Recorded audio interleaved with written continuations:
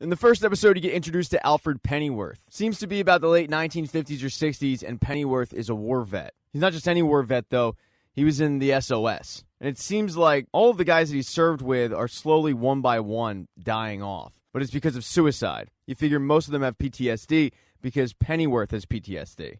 After going to a funeral for the latest guy that he served with who killed himself, he heads off to work where he works as a doorman at a nightclub. But he's also there as the security, and his boss comes to grab him because they have an issue. There's a guy trying to get his sister out of the nightclub, and she's drunk, as two guys who are hitting on her don't want her to leave. Pennyworth tries his best to defuse the situation, but eventually he has to just knock the guys out. As he's escorting the guy and his sister out of the nightclub, the sister, whose name is Patricia, goes to swing at her brother, but misses and ends up hitting Pennyworth in the face. It seems like the brother and sister don't even pay attention to the fact that Pennyworth was just hit, because his brother just shuffles Patricia into the taxi that's waiting for them and sends it off. But he did see what happens, and he turns back around to find Alfred. He introduced himself as Thomas Wayne. He gives Pennyworth his card and says, if you ever need anything, just dial this phone number. If you have any medical issues, call me before you call the lawyers. And in turn, Pennyworth gives Thomas Wayne his card, which says Pennyworth Security. As he heads back into the nightclub, he's bleeding from the nose, and one of the dancers, named Esme, ends up giving him a handkerchief to clean himself up a little bit. They start chit-chatting about when he can get the handkerchief back to her, and he says, well, how about Saturday? And she says, I'm not working Saturday, which he smoothly says, well, neither am I, so we can meet up in the park. That Saturday morning, Pennyworth wakes up from yet another war dream. He heads downstairs to greet his parents because he still lives at home with them, and his dad starts giving him a lot of crap for wanting to start his own security business. His dad thinks that with his qualifications, he can find a respectable job in a house and be a butler before he's 40. But Pennyworth tells his dad, I want to be my own man. He then heads off to meet Esme for the first date, and through a conversation you find out that Esme is an aspiring actress who's only dancing at the club to pay rent. She actually just booked a gig in a local play. The conversation then goes to Pennyworth, where he tells her that he was in the army for about 10 years, but she says that she's against all that. War, violence, all of it. She then asks the question that's on every girl's mind when you find out someone's in the army. Have you killed people? And he says, yeah, now and then. Comes with a job. And she asks, well, how could you do that? I mean, didn't it bother you? And he says, yeah, it still does. But you justify it by telling yourself that you're working for the Queen. But don't worry, I have nothing to do with it now. No more violence for me. I'm just looking for a peaceful life now. This date is going so well that they have another date, and next thing you know, they're having premarital sex, which you gotta figure was very taboo in the late 50s, early 60s. But as Alfred was courting Esme, a lord named Lord Rupert Longbrass has gone missing. The Prime Minister actually makes an announcement on television about it. But in private, the cocaine-snorting Prime Minister is more upset at Longbrass for causing all of this. The reason why Longbrass was kidnapped is because Longbrass is a banker, and he looks after money for this secret society called the Raven Society. Their whole mission is to overthrow the government and set up a fascist utopia. They're not the only secret society, though, because there's the no-names who want to overthrow the government and set up a socialist utopia. Usually, the Prime Minister is okay with allowing these two groups to continue, as long as they don't make too much noise, but kidnapping a lord makes a lot of noise. And Longbrass was taken right out of his home by the Raven Society's muscle, a woman named Bet Sykes, and the big oaf who actually does most of the work for her. They bring Longbrass to the Raven Society's headquarters, put him in the basement, and then a guy named Lord Harwood comes in to interrogate him. Harwood tells him, we know that you talked to somebody about our plan, but we don't know who. It's the whole reason why we took you. I need a name. I also need to know why you did this. Longbrass tells him that he did it because he was scared of what would happen to his country if the Raven Society had gotten in charge. Now that Harwood has that out of the way, he just needs the name that he seeks. So he starts torturing Longbrass. But after a while, Longbrass still isn't talking, so they up the ante a little bit. Harwood had Sykes go grab Longbrass's bastard son. Longbrass had married a woman who couldn't have children, but he could. So he went out, slept around, had a kid, and has been paying for this child ever since, but the kid doesn't actually know who his father is. So to try to get the name out of him, Sykes ends up bringing Longbrass's child into the room. Now the child's blindfolded, he can't see Longbrass, but just the thought of the Raven Society hurting Longbrass's child leads to Longbrass finally giving up that name, and that name is Thomas Wayne. Now with the name, Harwood sends Sykes and a couple other goons to go find Thomas Wayne. They end up locating him and shooting up his apartment, but they miss. He ends up getting away. But as Sykes is looking around the room, she ends up seeing Pennyworth's card. So that's another lead.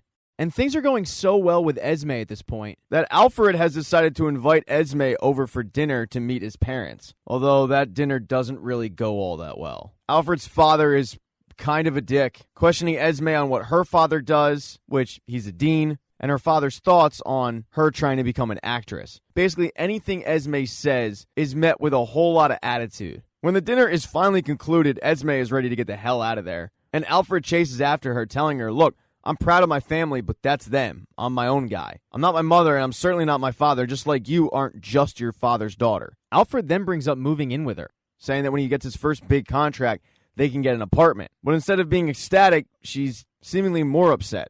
She tells him, one day I want to be married and I want to have a nice little house with a garden, children, a dog, all of it. But Alfred, you work in a nightclub. I mean, what's our future? Where's this going? How are we going to live? And he grabs her and says, Ez, I'm going to make something of myself. I have plans. You know that. She looks at him and says, I know you are. At least I hope you are. But I just think that we come from two different worlds and I think it's too difficult. This, ladies and gentlemen, is called a breakup. And it's super awkward. As Esme starts walking down the street and Pennyworth starts walking back to his place, a car rolls up and kidnaps Esme. And as Esme is screaming for Alfred to come help, he sees it and starts chasing after the car, but he can't catch up to it. And Esme was kidnapped by Sykes, who throws a piece of paper out of the window and says, call us when you have Thomas Wayne. And the piece of paper has a Raven Society logo with a phone number on it. So Alfred does what any normal person would do. He heads to the police station. He explains his girlfriend just got kidnapped and shows the police officer the piece of paper that was thrown out the window. But when the police officer sees it, he says, hold on right here, and heads to the back and never comes back. And as Alfred is waiting for him to come back, the payphone starts ringing. And that's kind of out of the ordinary, so Alfred goes to pick it up, and it's Sykes on the other end. She says, I told you, call us when you have Thomas Wayne. But Pennyworth says, I don't know who he is. Sykes tells him, for Esme's sake, I hope you're lying. Bring us the Yank. And then she hangs up. But the Yank part tips off Pennyworth as to who she's talking about. He runs home and finds that business card that Thomas Wayne gave him and dials up the number, but it's disconnected. He flips the card over, though, and it's a number for an electrical contractor. So Pennyworth calls up his war buddies, and they break into that house, hold the couple at gunpoint, and demand to know what the person knows about Thomas Wayne. The guy gives them the location of where he can find Thomas Wayne because he did electrical work on the place. So Pennyworth and his two buddies, Davy Boy and Baza, head on over to the farm. They break in and have Thomas Wayne at gunpoint and get a confirmation that it is in fact Thomas Wayne. And when they find out no one else is there, they take their masks off. Pennyworth then goes over to the telephone to ring up Sykes, and as he's doing so, Thomas Wayne is trying to get out of this by saying that he'll pay more than anyone else is offering them to do whatever they're doing. Pennyworth, though, isn't listening to it. When Sykes picks up the phone, he tells her that he has him, and they're going to meet at dawn to do a transfer. Thomas Wayne for Esme. When he hangs up the phone, though, that's when it clicks to Thomas Wayne who Pennyworth is.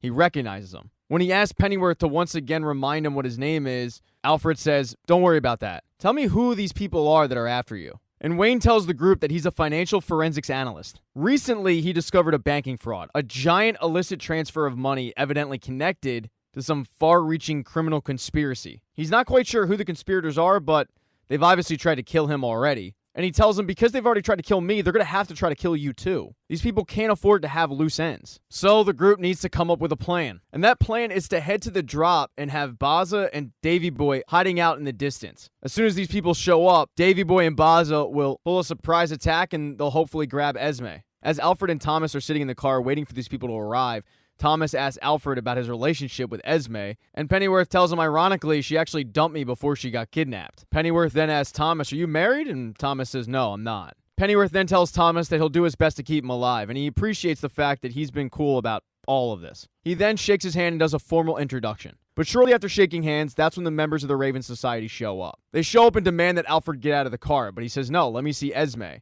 And they demand once again that he step out of the car, and this time they're holding guns at him. So he tells Thomas, put your head down, watch out. And then he gets out of the car. Davy Boy and Baza pop up, start shooting out, and they're able to kill most of the guys. A few of them are just badly injured. The problem is, there is no Esme. Esme is in a bunker, and Pennyworth finds a very primitive cell phone and calls up the number where Sykes answers, and he yells at her because he figures the people that he just killed had probably families, children maybe, and she just wasted them on this. So let's try this again. Thomas Wayne for Esme, and this time, don't try this crap. She agrees to it, but he wants to talk to Esme. And Sykes gives her the phone. Esme tells Pennyworth that she hasn't been harmed. And after confirming that she's okay, Sykes grabs the phone and gets a location of the next drop. When he walks back to the car, though, Thomas Wayne is like, you guys are idiots. They're going to do the exact same thing again. She's not going to be there. There's never going to be a drop. Now, Davy Boy and Baza don't agree with Thomas at all, but Pennyworth does. So he goes up to one of those Raven Society guys who's just injured,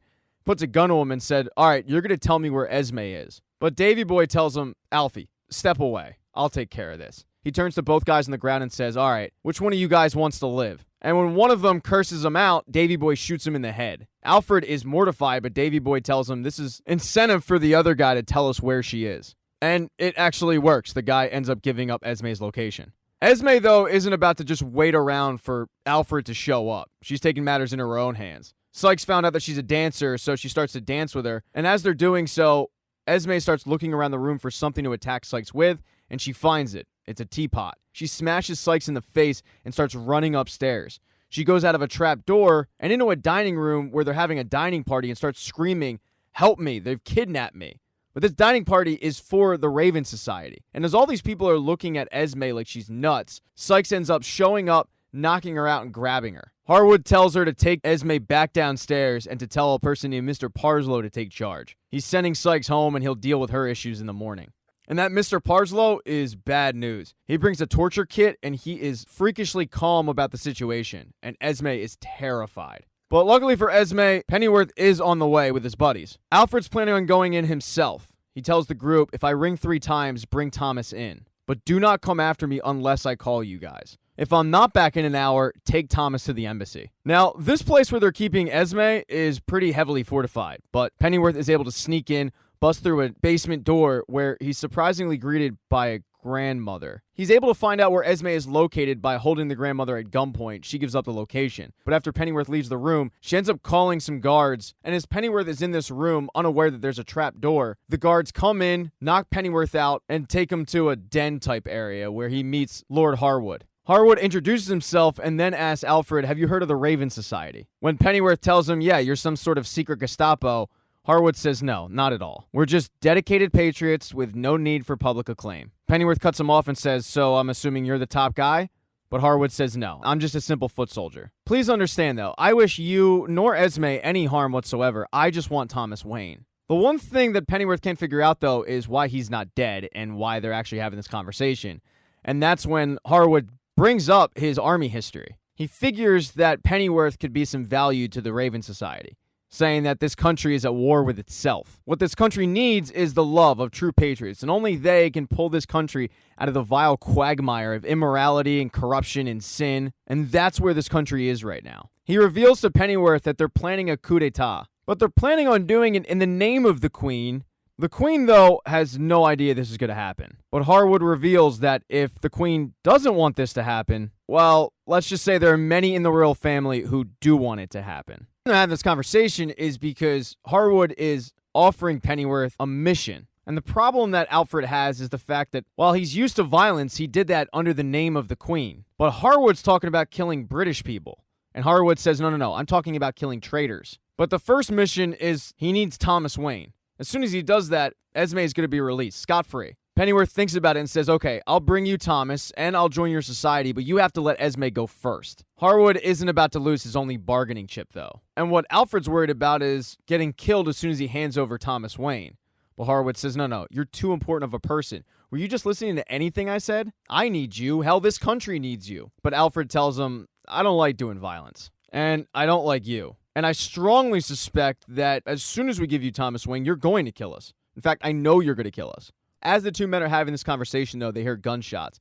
Because even though Pennyworth told them not to come in after him, Davy Boy didn't listen. He starts shooting up the place, yelling for Alfred, hey, I'm here to save you again. But he ends up getting shot by that grandmother that Alfred ended up passing in the hall. Inside, though, Harwood is not worried at all. He figures they just have too many men for this to be an issue. He tells his guys to start escorting Pennyworth out of the room, but Pennyworth ends up hitting the one guy, grabbing his gun, and holding the other at gunpoint to get the keys to unlock his cuffs. He knocks him out, and then shortly thereafter, he knocks out Harwood. he starts running through the building to try to find Esme. And it doesn't take long for him to locate her, where him and Parslow get into a fight. Pennyworth ends up grabbing him by the neck and having Esme look the other way as he kills him. With seemingly every single goon that they had to deal with dead, he asks Esme, "Are you okay?" And she says, "No, I want to go home." So Pennyworth starts escorting Esme out of the house. He passes by Baza, who ended up saving the life of Davy Boy, but Davy Boy's still shot. As they're exiting, though, Scotland Yard shows up. They found all the bodies that Pennyworth and his buddies left during the first drop-off,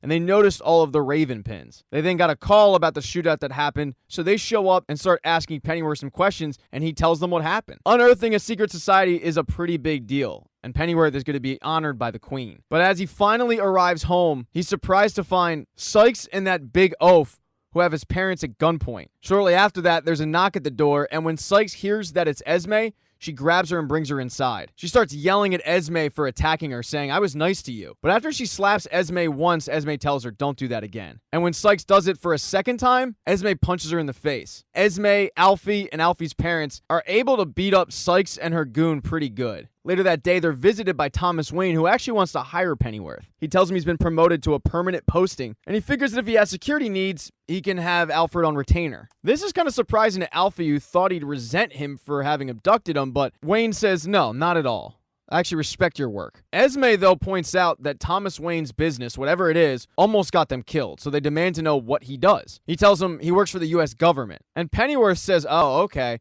so you're a foreign intelligence officer. CIA?" But Thomas laughs it off, saying, "I can assure you, I'm nothing of the sort." He then gets up to leave, saying, "Well, look, I can see your mind's made up. Although I must tell you, I'm not easily discouraged, and I will be back." But Esme figures that they're not even going to need his business after the word gets out that he's getting a medal from the Queen. After all, the world's about to find out that Pennyworth is a national hero. But when he goes to meet the Queen gives him that medal and says, "Promise me one thing. You will never tell a soul about what you did for your country. If this gets out, it could shake the nation. I fear dark times lay ahead, and loyalties will be tested." She then gives a look over to the Prime Minister, and it's for good reason. Because when Harwood said that he was simply a foot soldier, he wasn't kidding. Earlier in the day, Harwood, who was beaten to a pulp, is sitting in the Prime Minister's office as the Prime Minister asks, "How are we going to keep this quiet?" He sends Harwood away, but Harwood vows that he will be back. Because of the fact that Alfie has to keep what he did quiet, his business hasn't been able to take off because nobody knows what he did. So he's still working in the nightclub. And when Thomas Wayne is in town, he's a man of his word. He doesn't take no for an answer, and he comes back. He tells Pennyworth that he has a job for him, but Pennyworth says, "Nah, I'm busy." But Wayne says, "Well, the job that I have is honorable and the pay is excellent." Pennyworth, though, is still not interested. And he tells Thomas that it's not like he doesn't trust him, but his girlfriend nearly died because of the company that he keeps. Thomas's last-ditch effort is to tell Pennyworth that he'd be doing his country a great service, but Pennyworth says, "I've been serving my country since I was 16, so I'm going to serve me now." Back at home, though, things are going great for Pennyworth because his relationship with Esme has never been better. The couple did, in fact, get an apartment together. But while the relationship's going well, Esme's mental state is not. She's been haunted by Bet Sykes, worried that one day she'll come in the middle of the night and take her, kill her, whatever. Pennyworth tries to change the subject to her acting and tells her that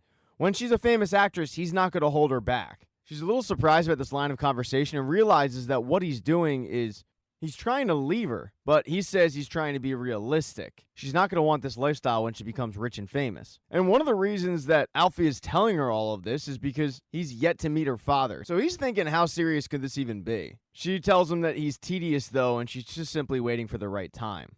As Esme heads off to practice because that night is the first night of the play, Alfie heads to the bar to meet up with Davy Boy. As they're standing at the bar, though, waiting for their pints, a guy comes in with about 3 people behind him named Jason, and he demands that a woman named Sandra pour him his pint. And as soon as he entered the room, the owner of the bar suddenly got really uneasy. When Sandra does come over to pour that pint, she is also extremely uncomfortable. It's so noticeable that Davy Boy and Alfie can sense the tension from their booth. Jason starts questioning Sandra about her romantic problems that she might have, and he's just assuming all of this, by the way.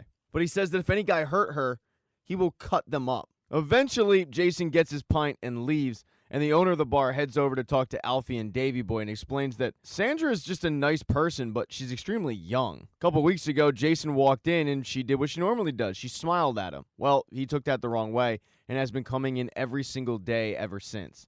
pestering her. Normally, they wouldn't even care about it, but Jason's a bad guy. He's done some pretty bad things to bad people. And he would just kick him out of the bar. But the problem is, Jason's uncle is a guy that goes by the name The Ripper. And with a nickname like that and a reputation that The Ripper has, Jason is kind of free to do whatever the hell he wants. But Davy Boy tells the bar owner, well, that sounds like a job for Pennyworth Securities. The bar owner gets really excited and says, oh, well, if you could, I'd pay whatever it is. But Alfie tells him, I don't know anyone. And when the bar owner gets up to go back to tending bar, Davy Boy looks at Alfie and says, what's wrong with you, man? That was a job. And Pennyworth says, well, did you hear what he said? He's related to the Ripper. I'm trying to build a nice business here so I can settle down and have kids. Suicide missions aren't part of that plan. Davy Boy shoots back, Alfie, have you forgotten who you are? You were SAS. And after hearing this, Pennyworth realizes that Davy Boy is right.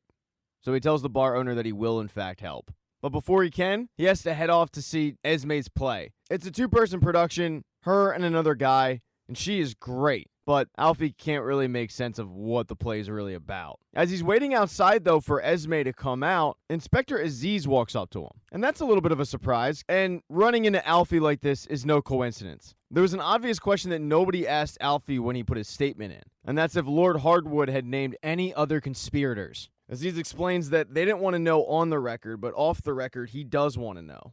But before Alfie answers that question, he has a question of his own. He asks Aziz, what happened to Bet Sykes? Aziz tells him that she doesn't exist anymore, not officially at least, but she'll be hanging for the Longbrass murder the next holiday. With that information, Alfie tells Aziz that no, Hardwood didn't name anybody. Right before Aziz goes, though, he tells Alfie that it's possible some shady people might approach him. The first contact will be a really nice person, probably somebody he actually knows. That person will come with a very attractive proposition, talking about how noble it is, how lucrative it is. And when that person shows up, Aziz wants Alfie to tell him. Immediately, Pennyworth thinks that this is Thomas Wayne, but he doesn't tell Aziz this. Aziz says that he can tell Alfie some interesting things about the organization that this person might represent. And Alfie says, well, why don't you just tell me now? And Aziz says, well, if I do, and this person doesn't approach you, then I've told a civilian something that he doesn't need to know. Esme then interrupts the conversation, so Aziz leaves and Pennyworth starts telling Esme how much the crowd loved her performance. The next day, Alfie and Esme head over to his mom's place where Esme's making bread with his mother, and Esme asks Alfie if he can come to the play that night, which is pretty surprising to Alfie because he saw it once. But Alfie, trying to be a good boyfriend, says, yeah, I'll try to make it, but I do have work tonight. It's my first actual proper gig. Esme is excited for Alfie, but tells him, if you do come to the play, you should come to the after party. If you can't make the play, the party doesn't start till 11 anyway. Alfie, though, keeps telling Esme the same thing. I'll try. And that night, he heads off to defend the bar owner's daughter. Jason shows up just like he has every single day, demanding to see Sandra. But this time, Alfie walks in just after Jason arrived and says, Sandra, let me get a pint when you're ready. And Jason does not take kindly to that at all. He tries to scare off Alfie by pulling a do you know who I am card. But Alfie basically tells him, yeah, I don't really care who you are. He then tries to get all up in Alfie's face, intimidating him, showing him that he has a knife. But Alfie throws a beer in his face and takes off running. Jason and his guys go right after him, running through the streets of London and try to catch up to Alfie. Eventually, they do get him cornered. And with Alfie at knife point, he tells Jason, leave Sandra alone and I'll let you walk away. But if you don't, this isn't going to end well for you. And Jason kind of looks around seeing 6 against 1 and laughs this off. But that's when Baza and Davy Boy show up, and the former SAS agents beat the crap out of these guys. But that was just the first part of Alfie's plan. The second part was going to find Jason's uncle, the Ripper. He sneaks into his coroner's office, where he tells the Ripper, you know, for a man of your stature, you probably should have better security. He then walks over and introduces himself to the Ripper, giving him a card and telling him that he holds him in the highest respect. The Ripper, though, doesn't take the card and just figures this is some kind of promotional stunt. But Pennyworth says, well, I would call it more of a gesture of goodwill and respect. And that's because in the other room, he's got Jason tied up, blindfolded, and he's got Baza and Davy Boy scaring the crap out of him. He brings the Ripper to the doorway to see what's going on, and it doesn't take long for Jason to completely give up his uncle. As soon as he gives up the information, the lights go on, the blindfold comes off, and Jason sees who was watching the whole time. And he knows he messed up. Because he's family, the Ripper isn't going to kill him right then and there, but he does tell him, you need to leave London, and if you come back, I'm gonna cut your face off. They then head back down to the morgue, where the Ripper asks Pennyworth why he was even involved in Jason, and Pennyworth explains that he asked him to leave a girl alone, and Jason wouldn't. The Ripper then asks him, why shouldn't I just throw you in an oven right now? Pennyworth explains that he'll be leaving soon, and until the Ripper finds him, because Pennyworth knows that he can, he's going to be trouble that he doesn't need. The Ripper then points to a body that's on the table that he's completely dissected, and explains that this guy right here, well, he thought he was trouble too. Alfie goes on to explain, though, that both parties had a win-win tonight. Alfie's client is safe, and he was able to expose a weak link in the Ripper's inner circle. The Ripper then brings Alfie into his office to sit down and talk, and the Ripper wants to know what Alfie's ulterior motives are, and Alfie explains that his security business hasn't taken off yet. What he was hoping was that he could operate on the property, and that the Ripper could put the word out about Pennyworth securities. The Ripper is impressed by Alfie's gumption, but he poses the question out loud, is he stupid or is he clever? And that's when all of a sudden the floor opens up under Alfie, the chair that he's in rolls back, and Alfie is dumped into a pit. The Ripper then once again asks Alfie the question, are you stupid or clever? And Alfie admits, well, right now from where I'm standing, the safe money would be on stupid. I guess that's the right answer because the Ripper doesn't kill Alfie and agrees to go into some sort of partnership with him. But all this time spent with the Ripper caused Alfie to skip Esme's play. She had to go to the party by herself where her co-star was hitting on her. And if her co-star wasn't doing it, some creep in the audience was. But after a while, she just headed home. She enters the door and starts looking at the mail, and she finds a letter that's addressed to herself. And that letter is from Bet Sykes. Sykes and Hardwood were split up, but they were both sent to London Tower. Hardwood was interrogated by the Prime Minister and other soldiers to find out who was in charge of the Raven Society. Which Hardwood doesn't give up the information at all, and the Prime Minister has to send him off to, quote, be broken. Sykes was simply just put in a prison waiting to be executed. But Sykes ended up befriending a pretty sorry-looking prison guard, seducing him, and then using that to blackmail him to sending those letters out. The first one went to Esme, and it's really nothing more than a scare tactic, but it definitely works. The second letter went to Sykes' sister, Peggy, who seems to be just as crazy as Sykes. Actually, that's not correct. I shouldn't kink shame on this channel. She simply has a gimp serve her food. Once again, we don't kink shame. But when Peggy reads the letter, she knows that she has to go save her sister. But back to Esme, when she gets that letter, she's really freaked out. And when Alfie finally comes home that night, he feels terrible for her, but he tries to remind her Sykes is scheduled to be executed.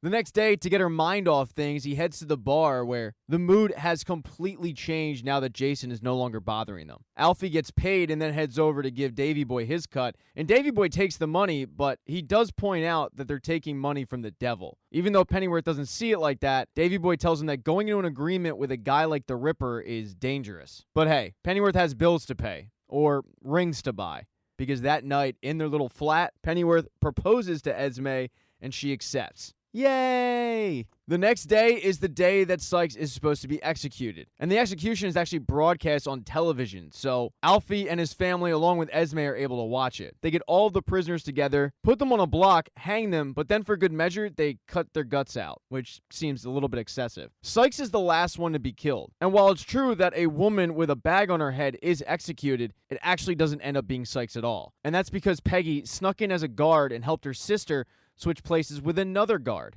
Sykes and Peggy then get in a van and head off. In episode 3, Sykes and Peggy end up going to one of Peggy's client's house and kind of forcing their way in, to the surprise of the client's wife, who had no idea he even lived this lifestyle. They're going to lay low there, hunker down, and plan for their next move. Now, over with Pennyworth, he finally goes to visit Esme's father. He asks for Esme's hand in marriage, which she's already agreed to, but Esme's dad isn't keen on the idea of a butler's son marrying his daughter. Not only does he tell him no, but he tells him that Esme's only with him because she likes the fact that he killed people. Because ever since an early age, she's had a fascination with the darker things in life. And he says, if she loves you, she loves the animal in you. The cherry on top is when he says that he will disinherit Esme if she marries him. Alfred's pretty dejected, and he heads back to the club where he meets up with Esme, and he tells her everything that her father said. Esme, however, doesn't care about her inheritance, but Alfred tells her, you should care, that's your future. And she says, no, you're my future. Through the conversation, it's pretty clear Esme doesn't care what her father thinks, and Pennyworth certainly does. This results in a pretty big fight where Esme gives back the ring and storms out. Alfred doesn't really want to hang out in the club that he works at, so he goes to that bar that's now free of any trouble thanks to Pennyworth security. And as he's sitting at the bar, a woman named Martha Kane shows up. She had heard about the security firm and she has some work for him. She tells him that she needs a driver and a bodyguard for maybe 1-2 days at the most, and she's willing to pay a lot. She tells him that there will be no gunplay, no violence. The job is simply picking up a guy and taking him to an airport. But discretion is needed because this certain individual has a warrant out for his arrest on charges of homosexuality. If they don't save this particular guy, he's going to end up being castrated. Now, this offer sounds a lot like the kind of offer that Inspector Aziz was warning him about. So he does ask, "Do you know Thomas Wayne?" But she has no idea who Thomas Wayne is. She then gives him an address and a time to meet up the next day, and she heads off. Later that night, when Alfred does in fact head back to the club for work, he meets up with Baza and Dave Boy, and he tells them about the new job. Dave Boy's pumped. I mean, the amount of money that they're getting for it. He can't wait to get to work, but Alfred tells him, it'll just be me. As the trio is talking about what Alfie plans on doing if he gets himself into a pickle, Esme sheepishly walks up to him and says hello, and lets him know that her play is going to a proper playhouse. So today will be her last day at the club. She really came over to say goodbye to him, and he does seem happy that her play is taking off, but it's a very awkward interaction. The next day, he goes and picks up Martha Kane, but the address that she gives him is a police station, and that's because the subject that they're to take to the airport has already been arrested. Martha's plan is to go into the police station posing as the guy's lawyer. She figures that she can fake it till she makes it, and Pennyworth is to pose as her clerk. They storm into the police station demanding to see Martha's quote-unquote client, a guy named Ian Thurso, and it works. She's very convincing. They're about to take him out of there, though, when a police officer enters the room and starts to kind of question the fact that they're so young and they're his lawyers. But Martha, though, doesn't get deterred. She throws a bunch of words at the guy and hands him a very convincing-looking habeas corpus that's allegedly signed by the Court of Chancery. When the police officer hears Court of Chancery, he gets so spooked that he tells her, "You can have him. Just take him away." But Ian doesn't want to go without his boyfriend. The police officer, though, tells him that his boyfriend, Sam, is giving a statement. And Martha's pretty quick on her feet and says, well, if he's giving a statement, then that means he hasn't been arrested. She turns to Pennyworth and says, mark this down in your notes for the next time we talk to the Chancery. So the constable, once again, says, you know what, take both of them. And Thurso's boyfriend, Sam, is in the other room. He is, quote, giving a statement, but in reality, he's just messing with the woman who's questioning him. That's when Pennyworth comes in and tells him, we're leaving. Pennyworth, Martha, Sam, Thurso all get in the car and head off to the airport to get Thurso out of town. But before they can do that, though, they have to stop off at the barn where the police caught Sam and Thurso. And that's because Thurso has a computer in the barn. And right before they were caught, the computer was able to calculate pi to the 10th decimal. Martha had mentioned earlier that Thurso had friends in high places. This is probably the reason why. He's a borderline genius. So wherever he's going, the computer has to go as well. The group then head to the airport, and in the cover of night, they wait for the plane to arrive to take Thurso away. But as they're waiting for the plane to leave, Pennyworth starts questioning Martha on everything. He didn't really care before about knowing too much, but now he feels like he knows too little. That's when Martha tells him that she works for the No Name League, and Pennyworth can't believe it. He thought at worst she worked for the CIA. And it made sense because she had access to an old U.S. Air Force base. She was able to turn the lights on. She has way too much money, Chancery documents that looked super legit, but she says, no, I just work for the No Name League. If the No Name League wants me to work for the Americans, though, I work for the Americans. They then hear the plane coming, so the conversation hits a lull. But then these 3 cars show up and blast the generator. All the lights on the runway go out, the plane can't see where the runway is, so it can't land, and then someone from the Raven Society enters the hangar and says, why don't you come out here and we'll have a chat? But moments like this is why Martha hired Alfred. They stow the computer away, and Alfred tells the group, I'll go out there and have the chat. Before he does so, though, she tells him, the Raven Society cannot get Thurso. Problem is, they're way outgunned. I mean, it's probably like 9 guns to her 1. So Alfred has to defuse the situation and try not to get shot. Pennyworth heads out and meets with the Raven Society reps, and they tell him if he brings out Thurso and his items, they'll make sure that he's looked after, which Pennyworth chuckles at and says, looked after? You're going to kill him. She reassures him, though, that the machine is useless without him, so they're not going to hurt him. He tells the Raven Society that it's not up to him, though. He has to talk to his employer. But when he goes back in, he asks Martha, what would it be worth to your employer if I was to sort this all out? And she says, name your price. And when he says 10,000 quid, she quickly says done. He probably could have named any amount of money, and she would have said done. But this also proves what a tough situation they're currently in. So with the agreed upon price, Pennyworth, with the gun in his pocket concealed, grabs Thurso and heads out. But instead of handing Thurso over to the Raven Society, he says, I talked to my boss, no deal. She's under strict instructions to kill him and destroy the machine instead of letting him fall into your hands. He then pulls the gun out and points it at Thurso's skull. He tells him that if they don't leave, he's going to either blow his brains out or Martha inside will destroy the machine, one of the two. But since the machine is useless without him, and they want the machine, it puts the ball completely in their court. Pennyworth then goes on to explain that the plane isn't landing, and because of that, Thurso can't leave the country. So just try again tomorrow, because as long as he's alive, there's hope. If he's dead, though, they're going to have to explain that to their boss. This logic actually works. The Raven Society packs up and leaves. But Pennyworth knows that while they might have left, they didn't go far. They're probably down the road waiting to ambush the group. Because of that, they need to land the plane. So what he does is he stabs the fuel line of a truck, and then he drives the truck down the runway, spewing gasoline all over the place. He tells Martha to wait about 10 seconds to light the gasoline, and this gives enough light on the airstrip for the plane to land. They pack up the computer into the plane, and Thurso, along with Sam, get in and take off for safety. Now that the job is done, they head back to Martha's so that Pennyworth can get paid. As she's handing the money over, she tells him, I hope that one day we can work again. And even though Pennyworth thinks that she works for some pretty sketchy individuals, money's money. So he's definitely willing to work for her again if the money's right. And it's pretty clear the money is going to be right with these people. And that job's probably going to come sooner rather than later, because she tells him, I'll need you next week. He then heads back to the club because, remember, he has two jobs. And he meets up with Dave Boy and Baza and gives them their cut. And those two have had quite a day. While waiting for the club to open, Baza was playing cards with a couple guys when Dave Boy woke up in a drunken stupor and demanded to play along. He was annoying pretty much everybody in the room, and one in particular got a little too frustrated with Dave Boy's antics and pulled a gun on him. Dave Boy figured that this guy was just bluffing, and sure enough, he was, to the point where Dave Boy was actually able to get the gun away from him. But when Dave threw the gun back at the guy, the gun went off, and the guy ended up getting shot in the head inadvertently. Baza had to call up some friends to clean up the body, but it became apparent to him that Dave Boy doesn't just have a drinking problem, he has a problem. He's going through something. But by the time that Pennyworth meets up with them, Dave Boy seems to be clean, sober, and happy. That's because all he cares about is the money. Baza, however, sees through it and says, what's the bad news? And Pennyworth lets him know that the money came from the no-names. Or maybe it was the CIA, or both. And Baza's not thrilled about it, but once again, money's money. They all have bills to pay. Now with his first really well-paying job, it's time to change his lifestyle. Alfred has rented a vehicle for the week, really nice vehicle, and heads back to his parents' place where his dad starts chastising him on wasting money on frivolous things like nice suits and cars, even though the car isn't that expensive. But Alfred has had enough of being under his dad's thumb. He lays into him about embarrassing Esme when she came over for dinner. He then lays into him about being disrespectful to not only him, but more importantly, his mother. The whole time, Mrs. Pennyworth is trying to defuse the situation, but it ends with Alfie leaving. And this newfound courage is because Alfie has found his own place.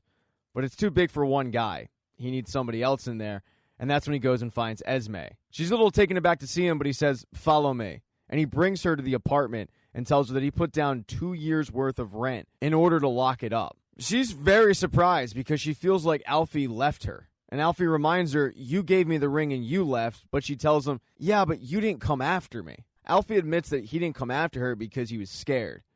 After what her father said, he wanted to deny the animal inside him, but he knows that he does in fact have an animal in there. That animal has paid the rent and kept him alive since he was 16. And what he's scared of is the idea that nobody else is in there. Somebody that deserves Esme. She then tries to get him on track and asks, all right, Alfie, but why are we here? And he says, you had the courage to pave your own way. I didn't, but I do now. And then he gives her the ring back. And then finally, over with Harwood, the Prime Minister and Aziz try one last-ditch effort to get some information out of him, but they're not able to. So, the barber comes in. Right before Aziz leaves, though, Harwood starts talking tough to him about how he'll be back and the Prime Minister will pay and yada, yada, yada. But later that night, in the slums of London, a van pulls up and throws somebody out of it and drives off. And that person is Lord Harwood, who is missing not only a nose, but also a foot. In episode 4, while at the club, Alfred gets an unexpected guest from Inspector Aziz. Aziz really thought that, per their previous conversation, if anybody approached Alfie with an offer that was really too good to pass up, he would come to Aziz. Aziz goes on to let him know that he's aware that he's working with Martha Kane, and Martha Kane is working for Thomas Wayne, and Thomas Wayne works for the No Name League. Aziz tells him he could arrest him, but he won't, because civil war is coming, and a guy like Alfred is way too important. Aziz also lets him know that he did impress the Queen, and if it wasn't for her soft heart, him, Baza, Dave Boy, they'd all be arrested. All of this would be a lot easier if Alfie just worked for the Queen, but Alfie tells Aziz the Queen doesn't pay. Aziz understands that, but he tells him, stop working against her or you're all gonna hang. And that message comes through loud and clear for Alfie. Now, while those two were having a conversation, Martha Kane was getting a visit from Thomas Wayne. And it wasn't like when Martha Kane told Alfie that she wasn't aware of who Thomas Wayne was, she was lying, because this is the first time these two were ever meeting. Wayne has come to Martha's because the leadership of the Raven Society have recently elected a new chief, but they don't know who the person is. There is somebody inside the Raven Society that will tell them the identity for a price, so Martha, along with Alfred, are supposed to go and get that name from this guy. Thomas gives her paperwork, money she might need, and then finally, guns. So the next day, Martha goes and finds Alfie sitting at the bar, but to her surprise, Alfie says, I can't work for you anymore. I'm getting married. And married men can't mess about. But she writes down a price on a piece of paper, and it's a lot of money. Even after seeing the price, though, he says, I'm good. And she tells him, you're in too deep. It's way too late to back out now. That's when Pennyworth tells her that the police came looking for him and warned him about her and, more importantly, Thomas Wayne. She admits that when they first met, she didn't know him, but it appears like he is her boss now. She is pretty surprised, though, that the police already knew this. She tries to once again rope him in, though, saying that the police won't object to their new deal. In fact, they probably would approve of the mission. We're trying to get the name of the new Raven Society leader, and if we succeed, I'll pay you double that. And that is an offer that is truly too good to pass up. That night, Alfie heads home, and when he opens the door, though, Esme has a gun pointed at it. He's able to talk her down, but it's clear that Esme's not in really the right headspace. She's terrified of somebody coming for her, just like Sykes did. Anytime she hears a noise, she grabs the gun. So Alfie suggests that she go stay with his mom and dad. Even though Alfie isn't on speaking terms with his father, maybe Esme could bridge the gap. So the next day, they head over to the Pennyworth house, and they kind of move back in. And as Alfie heads off to do this mission with Martha Kane, Esme just chills at the house with his parents. But it's a lot less awkward this time. In fact, her and Mr. Pennyworth get along great, to the point where she asks him, do you want to help us plan our wedding? And he's touched by that. But with Alfie, he meets up with Martha and they go to the train station to meet their contact. But when they find him, he's been stabbed. The last thing he says is, the darkness, and then he keels over and dies. Alfie starts looking through his wallet and finds 2 train tickets, figuring that if this guy were to take them to the leader of the Raven Society, the train tickets are a good indication of where the leader is currently located. So Martha and Pennyworth hop on the train, and they head off to a very small town. A town where, while they're walking through it, everybody's looking at them, including these 2 guys who are dressed up in raven's feathers, gothic garb. Yeah, I think they found the right place. Problem is, they don't really know what they're looking for. That is, until they notice a tea room called the Darkness Tea Rooms. When Alfie and Martha walk in, though, the whole place stops and stares at them, much like outside. The woman behind the counter comes up and asks them what they'd like, and Alfie takes it upon himself to order some tea and some crimpets. But then right before she goes in the back and gets it, he explains how the reason that they're there is because they were supposed to meet a guy at a train station, but he ended up getting stabbed and died. And the last things he said were, the darkness. So it's a crazy coincidence that his return ticket was for this place, the darkness. She, however, doesn't react, just saying, let me go get your tea. But it's a very direct approach. A direct approach that takes Martha pretty off guard. But Alfie figures, well, the ball's in their court now. And when the tea finally arrives from another girl, it's pretty clear they did find the right place because the girl is shaking. Alfie figures he has some time to kill, though, until the Raven Society sends a couple of armed guys to pick them up. So he heads over to the telephone and phones Esme to see that everything's okay back at home. And as he's talking to her, the tea room is slowly emptying out. When Alfie gets off the phone, he turns around to find that old woman with a shotgun pointed at Martha, ready to fire. He ends up wrangling the shotgun away from her, but the shotgun goes off and she ends up getting killed. At this point, Martha and Alfie want to get out of there. But as they start walking through the town, they notice that there are a couple of black cars that are parked in either side of them with people from the Raven Society looking to get them. So they start trying to run away, running through backyards and back alleys, and they are able to get away, but it's not unscathed. Martha has a pretty big gash in her leg. Alfie and Martha head to a field to kind of lay low and check on Martha's leg, and Martha's just so annoyed that this entire mission has been really screwed from the get-go. Alfie, though, starts tending to that mangled up leg and says to Martha, "You need a doctor. I saw one in town. Why don't you head back in, you head to the doctor, and I'll deal with the people that are looking for us." So she does that. She's able to find the doctor, and the doctor gives her an anesthetic to numb the pain, but it ends up knocking her out. And as Martha is waiting to wake up, Alfie ends up heading back into town and just giving them up to the people that were looking for them. A little while later, Martha does in fact wake up, and the doctor lets her know that she stitched her up, and there will be a small little scar. The two women start drinking tea, and the doctor starts questioning Martha on how she got cut. And Martha's story about running through a window ends up unraveling. That's when the doctor reveals that she knows Martha showed up in town with some other guy looking for the Raven Society leader. And that leader is her. After what happened at Hardwood, no guy wanted to step up in the role, so she decided to take it upon herself and volunteered for the job. Now, she tells Martha, the good news is you did find me, but the bad news is I can't quite let you leave. As the doctor is telling Martha how she doesn't really have a lot of options, the nurse ends up bringing in a severed head. The leader of the Raven Society asks Martha, "Do you know who this is? Because this woman came to me a lot like you, and she tried to kill me. But she wouldn't tell us anything, not even her name. And she deserves to be buried with her own people." The doctor then stands up and says, "Don't you think your family would want to know what had happened to you?" She hands her a piece of paper and a pen and says, "What's your name?" And Martha reluctantly tells the woman her name, her real name, because she was using an alias before this. Shortly after she tells her name, a man ends up entering the room and saying that they caught the other spy, but he's saying that he has a message from the no-names, and he'll only tell it to the leader of the Raven Society.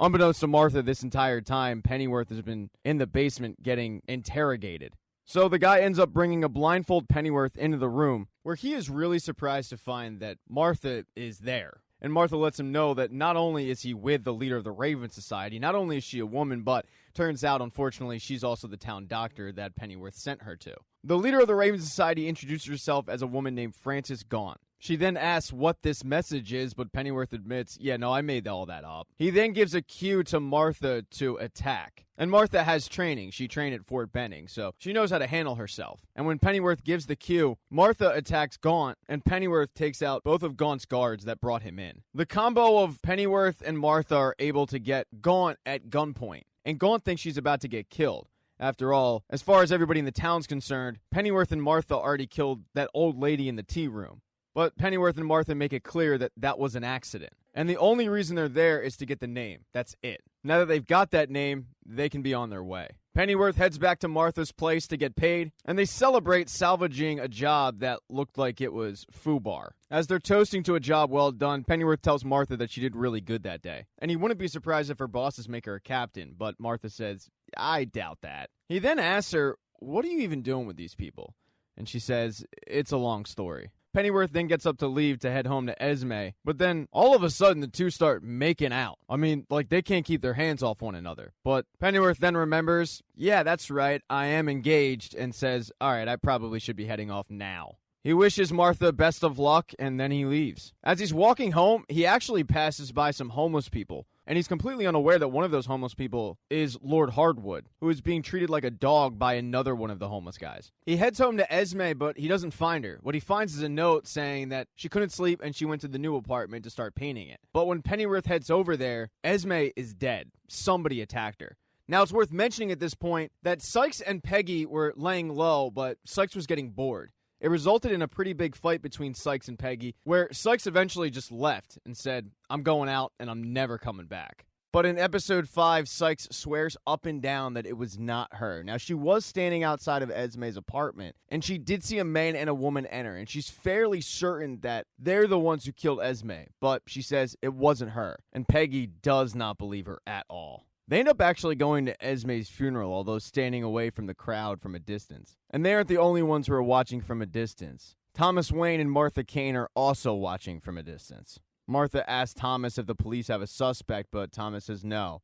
Apparently, it was a burglary gone wrong. Thomas then starts saying how the Legion is very happy with the fact that they were able to get the Raven Society's leader's name. But Martha doesn't care. She's pretty depressed. She feels like she's partly to blame for what happened to Esme, since Alfie wanted to go home and she kind of kept him from not going home. Now, after the funeral, Peggy and Sykes are driving around London when all of a sudden Sykes thinks she knows a homeless guy on the corner. And when she gets closer, she realizes, yeah, that's my old boss. That's Lord Hardwood. But Lord Hardwood is far from the person that she knew because he's chained up like a dog. Lord Hardwood's, I don't know how to put it, I guess his master comes over and warns Sykes, be careful, he bites. But Sykes starts yelling at him for chaining up a human being like a dog. The guy tells her to piss off, but you don't tell Bet Sykes that. She walks over to him and his friends, and she smashes a glass right in his face, and then tells Lord Hardwood, come on, you're coming with us. Hardwood starts dog walking over to the car, and Peggy doesn't really want to take him, but Sykes is adamant that she's not coming unless Hardwood comes with her. So Peggy and Sykes take Hardwood back to that old couple's house, and they slowly start to teach him how to be a human being again, get his dignity back. That includes getting a nose cover and new feet, and slowly you can see him coming back. But over at the Pennyworth house, Alfie is not taking this well at all. Martha Kane isn't the only person who blames herself because Alfie also blames himself. He feels like his actions, i.e. cheating on Esme, might have solely led to her death. But everybody realizes that Alfie is going to need some time to heal from what happened. Now, we fast forward a few months later, and Alfie is still not healed. But that proclamation that kept coming up about civil unrest and a possible civil war is coming true. The No-Names and the Raven Society have taken their fight to the streets. All of a sudden, hooligans aren't fighting about soccer, but they're fighting about these societies. Thomas Wayne is still in London, still working for the No-Name League, and while he walks down the street one day, one of the No-Name representatives stops him and says, the leader wants to see you. And he takes Thomas Wayne back to the leader of the No-Name Society's house. When Thomas gets there, he meets the leaders, Julian and Undine Thwaite. Thomas sits down, starts having biscuits, and Julian tells him that things aren't going well. They're losing the battle in the streets. So he called a contact in the Raven Society and told them that he wants to discuss a truce and asked to arrange a meeting between himself and Frances Gaunt to discuss terms. If she agrees, they're planning on meeting in a safe and neutral place. But the plan isn't to actually discuss terms, the plan is to kill her. And this takes Thomas completely off guard. He was not expecting that. He even asks, isn't that a little extreme? But Julian says no. Desperate times call for desperate measures. He then tells Thomas that he wants him to arrange everything, i.e. Frances Gaunt's murder. But Thomas doesn't feel comfortable with that. They start giving him, though, some BS about the bigger cause, and eventually Thomas just says, okay. But when he gets out of the meeting, he calls a guy named Hightower, who is his contact in the CIA. And that's because Thomas Wayne is a CIA agent. He tells Hightower about the entire meeting and about how they want him to kill Frances Gaunt. He feels like they asked him to do it because they know that he's CIA. But even though Thomas Wayne doesn't feel comfortable with being asked to kill Frances Gaunt, Chief Hightower says, okay, do it. If it comes to civil war, we'd rather have the No-Names prevail over the Raven Society. Washington's fine with Gaunt's death. Thomas asks, wait, how does Washington already know? But then he realizes, oh, it's because the CIA arranged all of this. So at this point, Thomas Wayne realizes he's going to have to arrange the murder of Frances Gaunt. In order to do that, though, he's going to need some help, and he needs Martha Kane. He heads over to her apartment and realizes that Martha Kane is struggling just like Alfie. Doesn't look like she's left her apartment in a while. Everything's disheveled, and immediately he starts questioning himself if it's too early to bring her back. But he's there, and she asks why he's there, so he says, we have an assignment from the leadership. She inquires as to what the job is, and he says, I'll tell you when you need to know, but we will have to use Pennyworth. And that's a deal breaker for Martha. She tells Wayne that she doubts Pennyworth will even want to work with the No-Name League again. And Wayne says, yeah, that's possible, but we have to convince him. We need him for this. He trusts you, so I need you to convince him. It's obvious, though, that she doesn't feel comfortable with convincing Pennyworth to go back to work, especially for the No-Name Society, after what happened to Esme. But just like Thomas Wayne, who was conflicted, she too eventually says, okay. The next day, she goes and visits Alfie at his house, and she tells him the league wants you to come back to work, but he says no, and tell him not to ask again. Martha says okay and starts to walk out, but before she leaves, she turns to Alfie and says, I'm doing what I'm told because I need a reason to get up in the morning. But Pennyworth says, I'm not doing violence anymore. I can't. They then say their goodbyes, and it really feels like the last goodbye. But as soon as he closed the door, he's visited by someone who he killed or was friends with maybe. And ever since Esme's death, he's been haunted by these people. This soldier named Spanish who he knew. Even the old woman who he accidentally killed that led them to Frances Gaunt. It's as if Alfie is haunted by his demons of the past. But as Alfie tries to get in the right headspace, Martha heads back and tells Thomas no deal. And Thomas really thought that if anybody could convince Alfie to come back, it would be Martha. But now he realizes that he might have to find somebody else. And that somebody else is Baza and Dave Boy. He heads to the club that, ever since Alfie has stopped working, has become kind of a nightmare. He proposes to them this offer, but Baza is very adamant the answer's a no. He doesn't even want to hear the offer. He doesn't want to hear how much money it is. Dave Boy, on the other hand, well, he can be bought. The deal is for 500 pounds each, but Thomas Wayne says if one of you guys does it, then you're going to get the whole 1,000 pounds. Even after hearing how much it is, Baza is still saying no. Dave Boy, however, is in. He doesn't care that it's to murder somebody. All he heard was the dollar sign.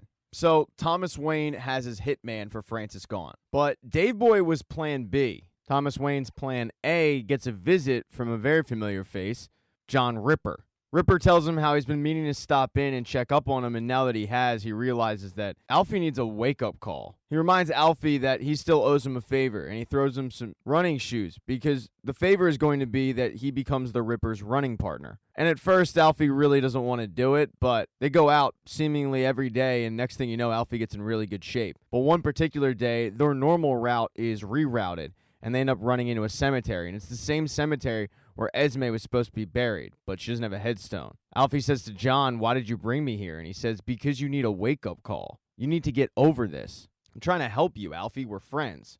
Alfie, though, doesn't want to hear it. He starts walking away, and John the Ripper yells, "I have a question for you. Do you really think Esme was murdered in a home robbery? I mean, it looked like a robbery, but it's pretty obvious. Esme was killed to make you suffer. Now, I have no idea who killed Esme, but whoever did it wanted to hurt you so bad that murdering you wasn't enough. They wanted to see you squirm. So whoever it is knows you very well, and my guess is you also know them." Ripper then offers to put Alfie in contact with someone who, quote, knows it all.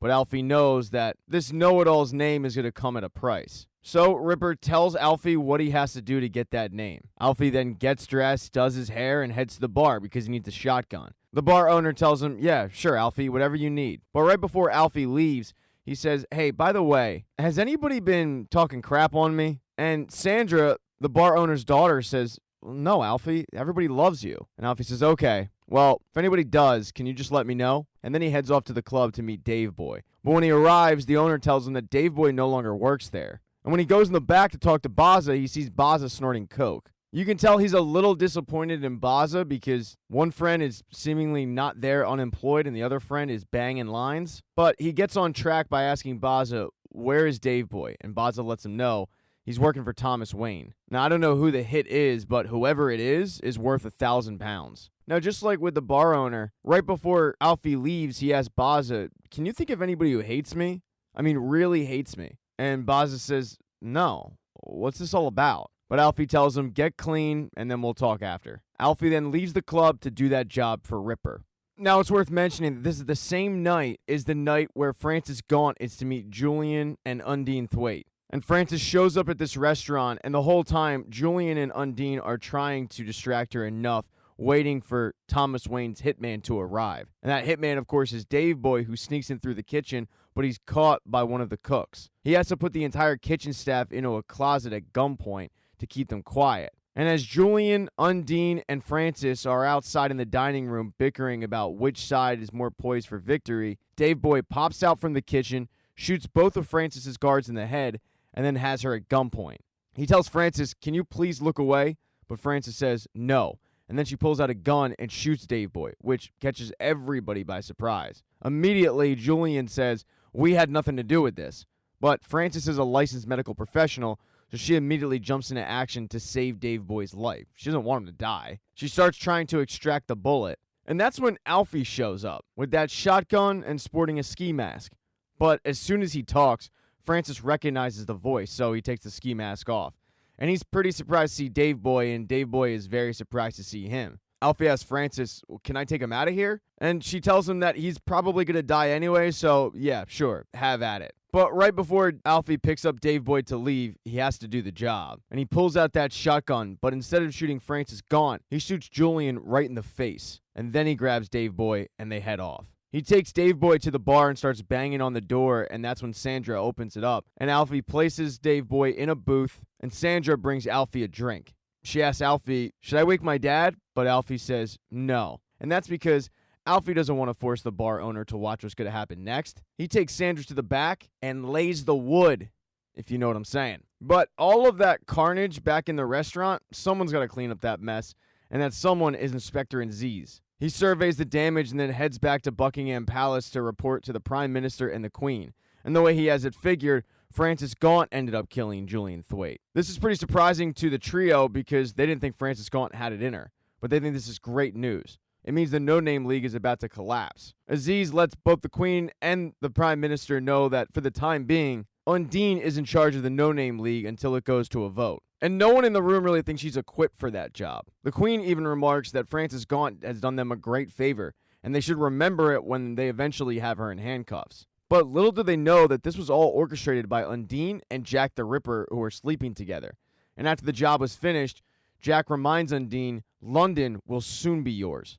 In episode 6, the assassination of Julian Thwaite has sent shockwaves through London. Those tiny skirmishes between the Raven Society and the No Name League have gotten way bigger, to the point where the Prime Minister actually has to make a public statement on television. And that's when Lord Hardwood notices that face.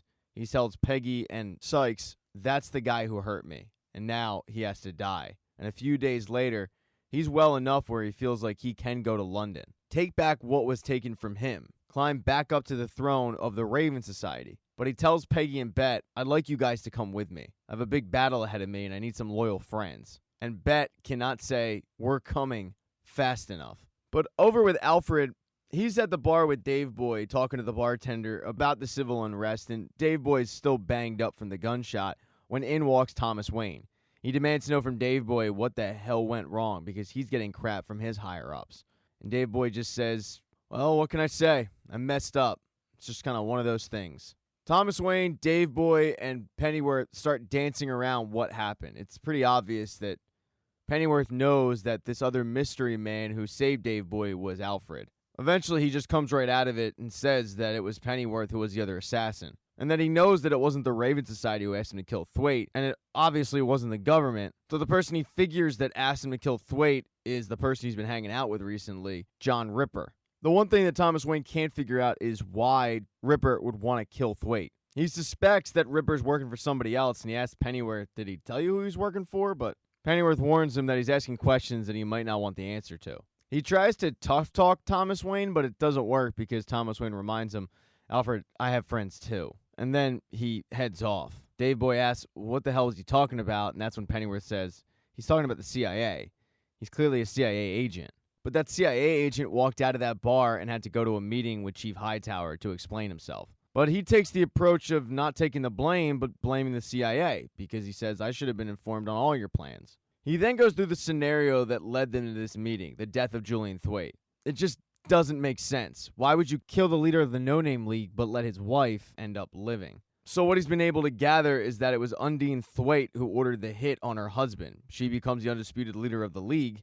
And if she did in fact order the hit, she's either one of two things. She's a fool or she's a woman with powerful friends backing her. So to put a whole bow on this thing, Thomas Wayne tells Hightower that it was Undine Thwaite who put a hit on her husband, but it was with the help of the U.S. government. And Hightower doesn't deny it. He does say that they have an asset very close to Undine Thwaite, and Thomas Wayne cuts him off and says, "Your asset's John Ripper." And once again, Hightower doesn't deny it. But Hightower isn't interested in hearing Thomas Wayne's theory. He's interested in seeing Thomas Wayne clean this up. He tells him that the congressional elections are coming up in the States and they need some quiet months from the Brits. He then hands him a dossier and says that in the next few days, Undine Thwaite will arrange another meeting with Gaunt. Although this time, she'll offer Gaunt a sincere and reasonable truce. If Gaunt accepts, great. But if she refuses, well, she's got to go. The asset's going to make sure that Thomas Wayne is in Thwaite's group that heads to the meeting. And if Gaunt rejects the offer, then Thomas Wayne is to kill her. So Thomas Wayne heads home and waits for the meeting. And Pennyworth had a meeting of his own. It's with John Ripper. He never got the name. The Ripper does warn him that maybe he's just let this die, but Pennyworth is insistent he wants that name. So John Ripper tells him, "Go see Baroness Orczy at the Bethlehem Royal Hospital." Pennyworth then leaves Ripper and heads to this hospital, and he has to drop the Ripper's name in order to actually see the Baroness. One of the nurses ends up taking him down into the basement where there's this woman kind of caged up. It's a very odd and peculiar scene. Pennyworth introduces himself but asks her, "Why are you in there? What did you do?" And the Baroness just chuckles and says, "Oh, horrors, my dear. Horrors. Trust me, you wish you didn't know. Now, why are you here?" And he says, "Well, John Ripper told me that you can tell me who killed my fiancée." But she can already sense that ever since arriving, he doubts that that's actually real. And Alfred admits that what he was expecting was more of an informer. When the Baroness tells him that she's not an informer, she's a witch, Alfred starts to mock that. He starts to walk away, but she says, "Who is the other woman?" And that stops Alfie dead in his tracks. Alfie ends up walking back and saying, "All right, go ahead, do your little hocus pocus trick." But she says, "No, I'm not going to do that. You're rude and insulting." Alfie apologizes and says that he needs her, but she says, "No, first you have to prove your faith in me. I'll tell you all you need to know. All you have to do, though, is give me the left hand of a murderer and a red rose." Not exactly the latest issue of People magazine, so Alfie insults her and then he takes off. But as he's leaving, she does say, "Alfie, you'll be back."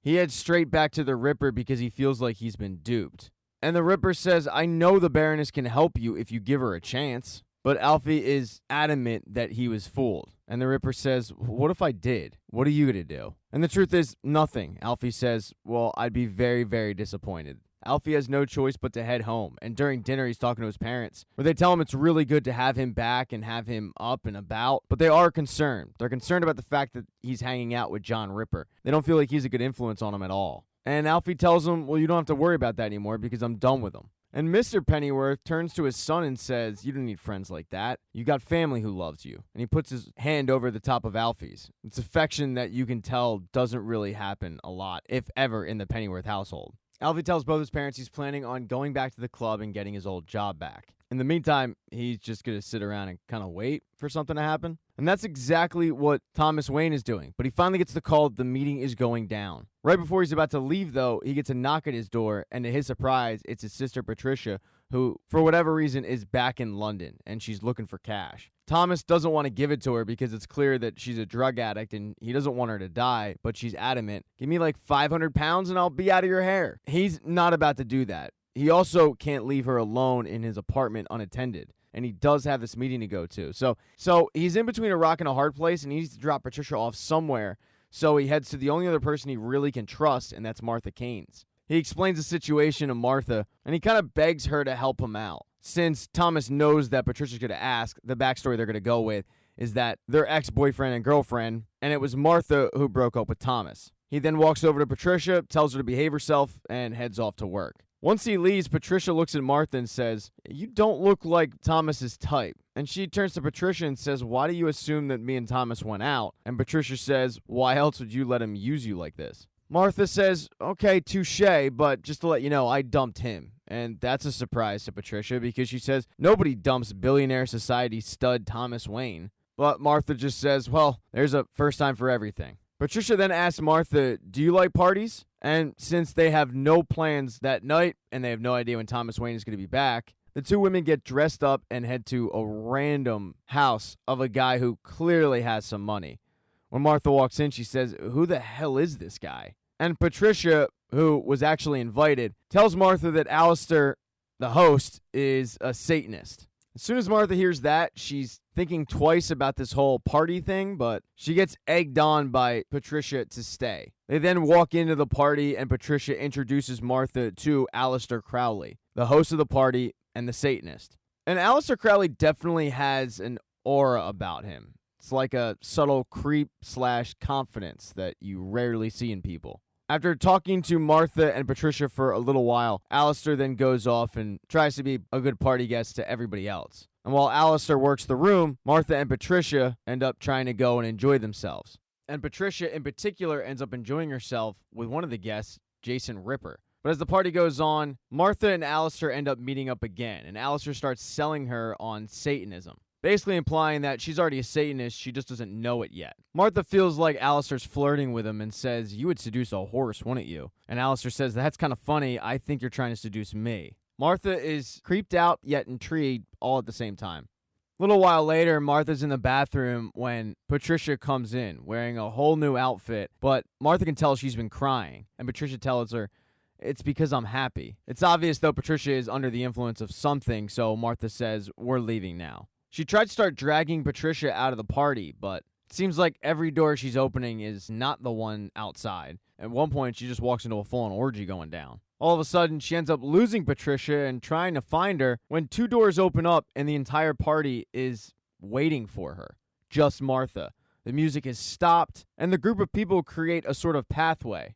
This includes, by the way, Patricia and Jason Ripper. But when Martha gets to the end of the path, there's a man who we assume is Alistair in a satanic goat mask. A couple days go by, and both Patricia and Martha are still missing. Alfie has gotten his job back in the club, and he's sitting there with Baza when Thomas Wayne walks in, wondering if Patricia has been in there. Patricia or Martha, for that matter. He explains that they both have gone missing, and he's pretty concerned. Alfie, though, doesn't really feel like helping Thomas. He tells him, "I don't really trust you." And Thomas admits, "You got me, Alfie. I'm a CIA agent. I'm a spy. But I could be a good friend to you." Alfie gives him a sarcastic, "Oh, okay, now I trust you." But Thomas can sense that he's not really getting anywhere in this conversation and tells Alfie, "Well, if you see Martha or Patricia, can you please tell them to give me a call?"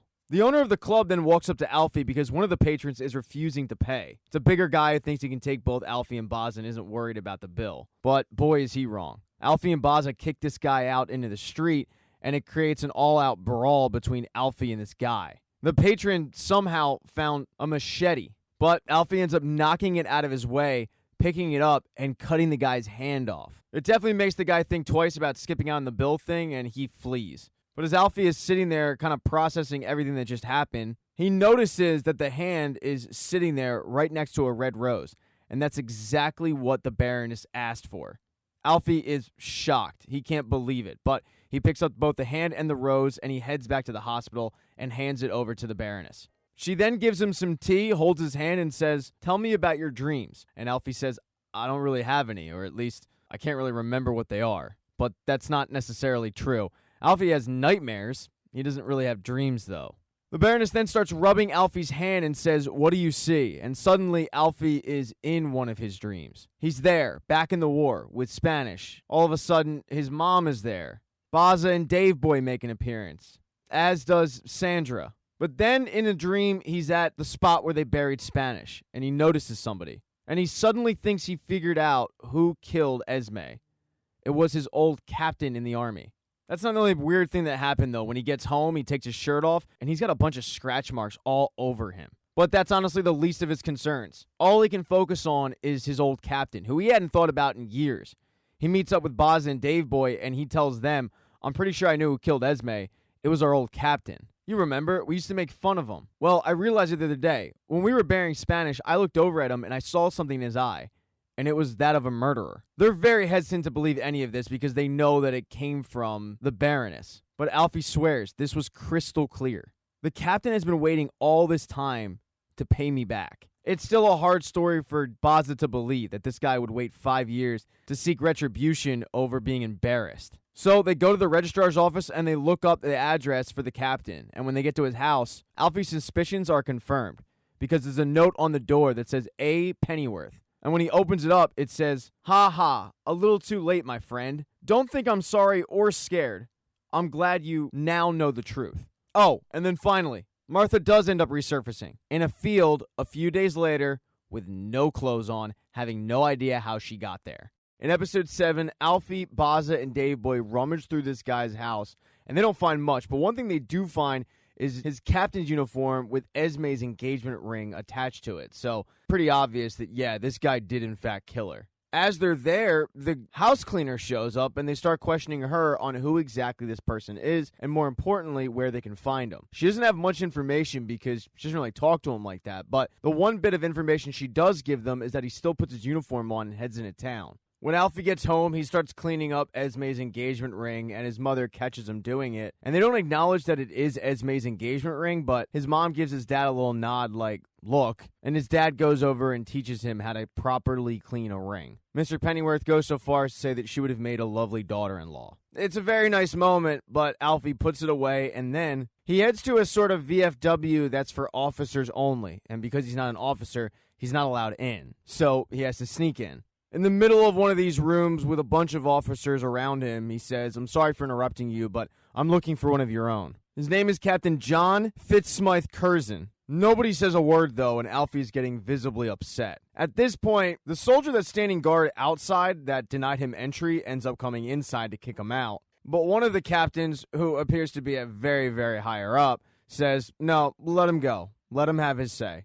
Alfie goes on to say that Curzon ended up killing his fiancée, and it was all because years ago he made a joke at his expense. Because his men laughed at him, Curzon never forgave him. So to get back at Alfie, he beat her and he strangled her. Alfie tells all the captains that because of it, it put a black mark on the entire regiment, and he's asking them as honorable men to help him. After repeating his name, no one is giving up any information. The whole room is quiet, and Alfie says as he's leaving, "Well, if you won't give me some answers, then I won't answer for what happens when I find this guy." As he's leaving, him and the soldier from outside end up getting into it because he made the soldier look bad by sneaking in. But that's when the captain, who appears to be in charge, comes outside, and he tells him that his story sounds incredibly absurd, but he can tell just by looking at his face that he's not lying. He explains that he's asking a lot by asking the regiment to betray one of their own, and Alfie points out that one of their own is a lunatic and a murderer. The captain promises to make some inquiries, and if Alfie's story checks out, then he'll have a man at the bar at 2 o'clock the next day with some answers. So the next day, Alfie, Baza, Dave Boy head to the bar, hoping that at 2 o'clock somebody will show up. And as they're waiting, Alfie says to the bar owner, "Where's Sandra?" And he says, "Oh, she's upstairs, but she seems to have a problem with you, although she won't say." And the problem is, when Sandra came over after the two hooked up, Alfie kind of blew her off. So Sandra feels like he slept with her and then was done with her. When the bar owner says that it appears that Sandra has a problem with Alfie, Alfie says, "Okay, well, I'll have a word with her when I see her next time. But listen, if I don't see her, then tell her I'm sorry for whatever it is she's angry about." Right after that, the soldier from outside that Alfie got into it with enters the bar, hands Alfie a piece of paper where he can find Curzon, and walks out. And now that Alfie has the location, he wants to do this alone. But Boz and Dave Boy warn him against that. Even as they tell him that he's going to need their help, he says, "No, this is a one-man job." Now he just has to wait till nightfall to head on over and take care of Curzon. As Alfie is waiting to get his revenge, Lord Hardwood is also waiting to get some revenge. He's decided that when he heads to London, Sykes should not come with. It really should just be him and Peg. He's worried that someone might recognize Sykes. After all, she's supposed to be dead. And this doesn't sit well with Sykes, but she doesn't really have a choice. So Hardwood and Peggy go to meet with Dr. Gaunt. And after the assassination of Julian Thwaite, Gaunt's upped her security. So when Peg arrives, she's met by an armed guard, but she's insistent that Gaunt is going to want to hear what she has to say. And when she comes out, she is shocked to see Lord Hardwood. As Peggy and Gaunt's driver waits outside, Hardwood goes in to talk to Gaunt, and Gaunt admits that the Raven Society has kind of been lost ever since he disappeared. Gaunt goes on to say that they must get him out of the country. If the enemies find out that he's alive, Lord knows what they'll do to him. She says that the Germans would be glad to offer refuge, but he says, "I can't leave England." He tells Gaunt the crisis is coming, and while she tells him that she will defer to his judgment, she does think that the peace that they've been able to reach with the No Name League will hold. Hardwood says that may be true, but Undine Thwaite is no fool. She'll break the truce as soon as she has all the power. After all, you had her husband killed in front of her. And Gaunt is quick to point out that that wasn't her, although she realizes that everybody thinks she did. She then wants to hear about Hardwood's plan, and his plan is pretty simple. It's all about redemption. Gaunt goes on to ask how exactly he plans on doing this, because if he reveals himself, the government will arrest him, and they're not going to let him live this time. And he agrees with everything she said, so the plan is for now to remain in hiding. They'll let the Raven Society Grand Council know that he's alive, but that's it. And then, when the time is right, he's going to reveal himself publicly. When Hardwood and Peggy get back to the old couple's house, Peggy's worried that Gaunt might have betrayed them, told the police about them. She's extremely paranoid, but Hardwood tells her, "Don't worry, we're safe." That's not the kind of person that Francis Gaunt is. When Sykes walks in the room, Hardwood turns to her and tells her that he's been talking to some old friends, and he's heard from these people that Alfred Pennyworth found out who killed his fiancée, and he knows that that's of interest to Sykes. So Hardwood gives Sykes a location of Curzon. And that night, as Alfie sneaks into this, what looks like a hostel, He ends up running into Sykes, and he's very surprised to see her, but they both have the same mission. The problem is, as they're discussing the fact that Sykes is supposed to be dead, Curzon ends up hearing this and sneaking out. So when Alfie ends up getting to his room, no one's there. But as they're leaving, they end up running into him. This causes Alfie to chase after Curzon on the rooftops. The rooftops lead to alleys, the alleys lead to streets, and unfortunately for Alfie and Sykes, Curzon is able to get away. And then finally, there's Martha Kane. She stumbles her way back to her apartment, where she is shocked to find that Thomas Wayne is waiting for her, pissed off because he hasn't heard from her or her sister in days. And at first, Martha Kane just thinks that this guy is freaking out over nothing, but when she learns that she's been missing for 3 days, she gets pretty freaked out. She ends up taking Thomas Wayne over to Crowley's house, the whole time cursing the fact that he ever was stupid enough to actually trust Martha Kane with his sister's well-being. Martha, though, is trying to ignore it, and when she knocks on the door, Jason Ripper answers. But somehow, Crowley has turned Jason Ripper from a killer to a boy toy. When Ripper lets him in, Martha says, "I need to speak to Crowley immediately." But as she's waiting for Crowley to show up, Ripper continues to talk, and eventually Martha just says, "Who are you?" And that's surprising to Ripper because he really thought she'd remember him after all the, quote, fun they had. She tells Ripper, though, that if she doesn't see Crowley and Patricia Wayne down there in a minute, she's going to call the police. And that's something that Ripper does not want. He doesn't want the police involved in this at all. That is when Crowley finally shows his face. He knows all about Thomas Wayne. He's very excited to meet him. He tells Thomas, "Your sister speaks very highly of you." But even as Crowley bestows a bunch of compliments onto Thomas, Thomas is not in the mood and demands to know where his sister is. Crowley assures Thomas that Patricia is fine. She's upstairs. She's safe and sound, and even sends Ripper to go grab her. And while they're waiting for Patricia to come downstairs, Martha starts yelling at Crowley for drugging her, but Crowley, of course, acts like he has no idea what she's talking about. He puts all the blame on Martha Kane, saying, "You are an adult, and if you want, you can call the police. By all means, do it. The chief inspector is a good friend, and he'll tell you I'm a good egg." And honestly, where's the crime here exactly? Martha is getting more and more upset because she realizes she doesn't have a lot of proof, and she looked for Thomas Wayne for a little bit of help, but Thomas kind of looks at her like she's crazy. And that's when Martha says, "There was a man with a goat's head. There was also blood, I remember that much." And all of this sounds pretty crazy. They're interrupted when Patricia Wayne comes down and greets her brother. And just like Crowley did, she assures her brother that she's fine. So Thomas says, "Okay, we're leaving." But Patricia says, "No, we're not." He then asks to speak with Patricia alone, and Crowley suggests, "Yeah, go speak to your brother by yourself." They go outside, and Patricia tells Thomas, "I'm happier than I've ever been." And Thomas has to admit that she does look better. The fact is, the more Patricia talks, the more she sounds like someone who's been seduced by a cult. Even as Thomas tries to convince her to come back with him, she refuses. Thomas tries to go with the bold approach, saying that she's besmirching the family name, but that gives Patricia even more reason to stay. She feels like Thomas doesn't actually care about her, but cares more about salvaging the Wayne name. Patricia and Thomas walk back into the house where Crowley was gaslighting Martha, and Thomas turns to Martha and says, "All right, let's go." And Martha can't believe that Thomas is going to allow Patricia to stay with Crowley, but Thomas ends up pointing out that she's a grown woman. She has to make her own decisions. As they're walking out of the house, Martha warns him that she's in danger, but Thomas points out that she's been in danger her whole life. In fact, that's where she wants to be. Crowley will tire of Patricia, or Patricia will tire of him, but either way, it's going to end with Thomas Wayne paying him off. This conversation ends with the two insulting each other and going their separate ways. But that night, Martha has a dream where she suddenly remembers a little bit of what happened to her in that 3-day span. And it's not pretty. First thing in the morning, she runs to Thomas and says, "Everything Crowley was talking about with Satanism, it's not an act, it's true. He really does have a pact with the devil." She realizes how crazy she sounds, but she swears up and down that she's telling the truth. She explains how she started remembering some of the things that happened to her, and Thomas asks, "Were you sexually assaulted?" But she says, "No, worse." Even after hearing all of this, Thomas Wayne doesn't believe her story. He explains that if Martha really believes that she saw the devil, she should probably see a psychiatrist. Martha then warns Thomas that his sister is truly in danger, even though Thomas doesn't believe it, which leads Martha to say, "Okay, well then I'll take matters into my own hands. If you don't hear from me, then contact the police, tell them to investigate." And Thomas can't let Martha just walk right back into Crowley's place, so he chases after her, and both of them walk into Crowley's place. Crowley acts like he's thrilled to see them, and Thomas wants to get down to brass tacks, asking how much is it going to cost. Crowley, however, doesn't want money. What he wants is his soul. Thomas says, so that's fine. Here. Oh, okay, it's yours. Now give me my sister. But Crowley wants a contract inked in Thomas's blood. Even Thomas thinks this is all ridiculous, and he certainly doesn't believe in Satan, but Crowley reminds him, it doesn't matter what you believe in, Satan believes in you, and he knows there's a beast inside of you. Throughout the conversation, Thomas starts to believe that what Crowley really wants is Wayne Enterprises. All of it. And he's definitely not about to give that up. But Crowley goes on to explain that what he wants, or I should say what the devil wants, is Thomas Wayne.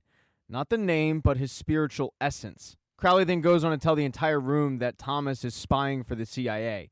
And Thomas is a terrible liar. He tries to deny it, but it's obvious that Crowley caught him. Martha can't believe that she didn't guess this sooner. And Patricia is blown away. Thomas turns to Crowley and demands to know how he knows this, but Crowley says, it's my boss, of course. He knows. And Thomas is getting more and more upset, to which Crowley says, see, the beast inside of him is coming out. Thomas starts throwing numbers out, but Crowley says, you get much more than Patricia in return for giving the devil your soul. You get my master's eternal friendship. Thomas is getting more and more fed up, though, so he tells Crowley, I'm not going to negotiate with you. I want to speak to your boss. Crowley tells him that there's little chance that he'll be able to meet the devil. He just doesn't really do that sort of thing, but there's no harm in asking. So they head down to the basement, and Jason sets up a projector. Thomas sits down, and he starts to watch this video of an orgy going on, and he starts to get transfixed by it. But when he sees his sister in the orgy, he loses his cool. He starts attacking Jason, choking him with the film. And when he finally stands up, he can't believe what he just did. Crowley says, and you say there's no beast in you? Now be honest. Tell me you didn't meet the devil. When they get up from the basement, Thomas demands that Patricia come with him. But Thomas is still very freaked out. Crowley tells Patricia that he and Thomas now understand each other, and she's to go with him. So Thomas, Patricia, and Martha head out of there. But hours later, Thomas still hasn't said a word. Martha finally asks, would you tell us what happened? And he lies and says, nothing happened. Martha says, you saw him, the devil, didn't you?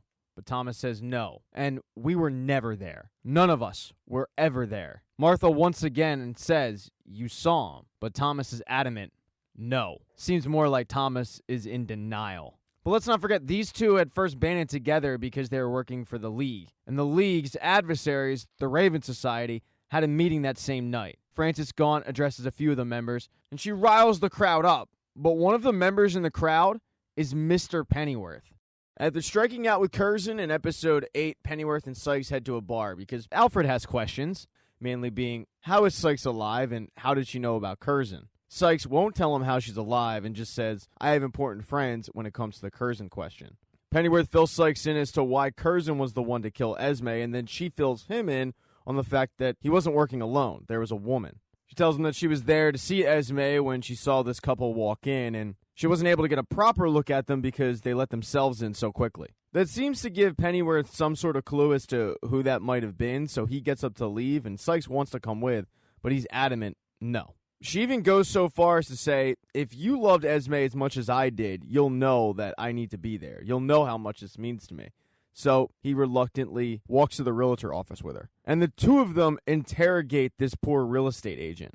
The guy nervously explains that, yeah, he gave over the keys, but they do it all the time because there's other apartments in the building. Pennyworth questions why then, when he heard about Esme's murder, did he not call the police? But he says, I called the police immediately. I gave the police all of the information they would need. And the fact that the police knew really sets Pennyworth off. Him and Sykes starts walking down the street, and Sykes asks, what are we going to do now? And he says, I'll tell you what we do. We never see each other again. And then he hops on a train and he leaves. He heads straight to the bar where half the bar is watching a soccer game while this guy from the Raven Society shows up and tries to rile up support because the Raven Society is having a big gathering in the park and they're trying to get the word out. Alfie, though, really doesn't care about the Raven Society or the football match. He cares about finding Dave Boy and Baza. He finds them in a corner booth and lets them know that the night of the murder, Curzon had a woman with him. And the description sounded like that cleaning lady from Curzon's house. So he wants Dave Boy and Baza to go find her. Reason he can't help, he has other business to attend to, i.e., the fact that Esme's murder was covered up. So as soon as he's done at the bar, he heads to Detective Aziz's office.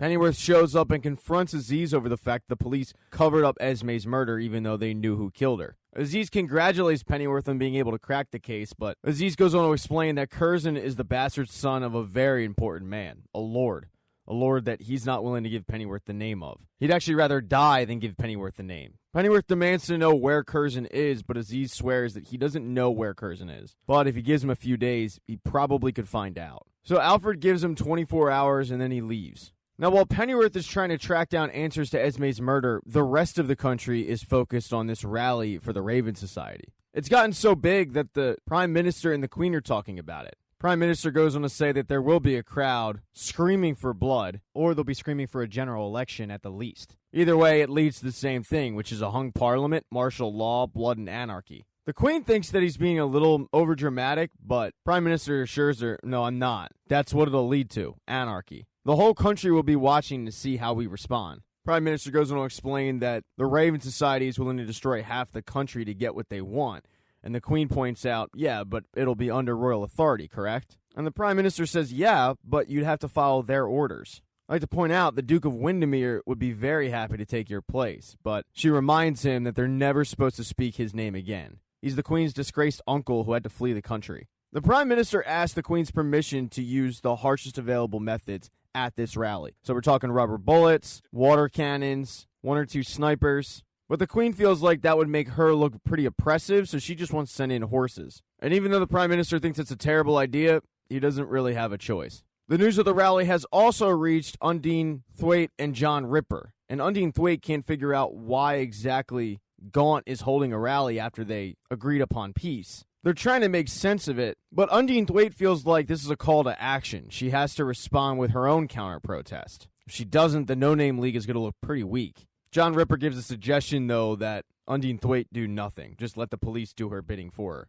And even hours later at night, this rally is still the talking point of pretty much everybody. The Prime Minister gets invited to a fancy dinner with a bunch of lords and higher-ups, and it actually just so happens to be the house that Mr. Pennyworth works in. As the group of powerful men are discussing the Raven Society and how awful they are and how all they want is blood, Mr. Pennyworth comes in because the Prime Minister has received a phone call. And the phone call is from Detective Aziz. And that's because Aziz knows that Curzon's father is also at this dinner party. So when the dinner party's over, he wants to talk to the Prime Minister and Curzon's father alone. When Aziz shows up, the Prime Minister asks, why isn't this situation resolved already? And Aziz goes on to point out that Pennyworth is a trained SAS combat vet. He's not exactly easy to kill. Now, they can get him, but it would take a lot of effort, which is going to cost a lot of money. And Curzon's father says, I get it. I'm going to have to pay. Just get it done. I'm not making excuses for my son. He's never been right in the head.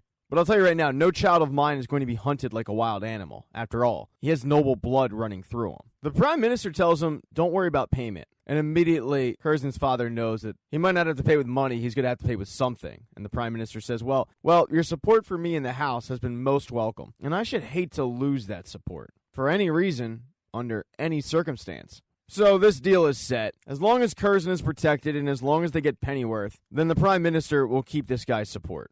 The next day is the big day of the rally. But Thomas Wayne wakes up to a feverish knock at his door, and it's Martha Kane.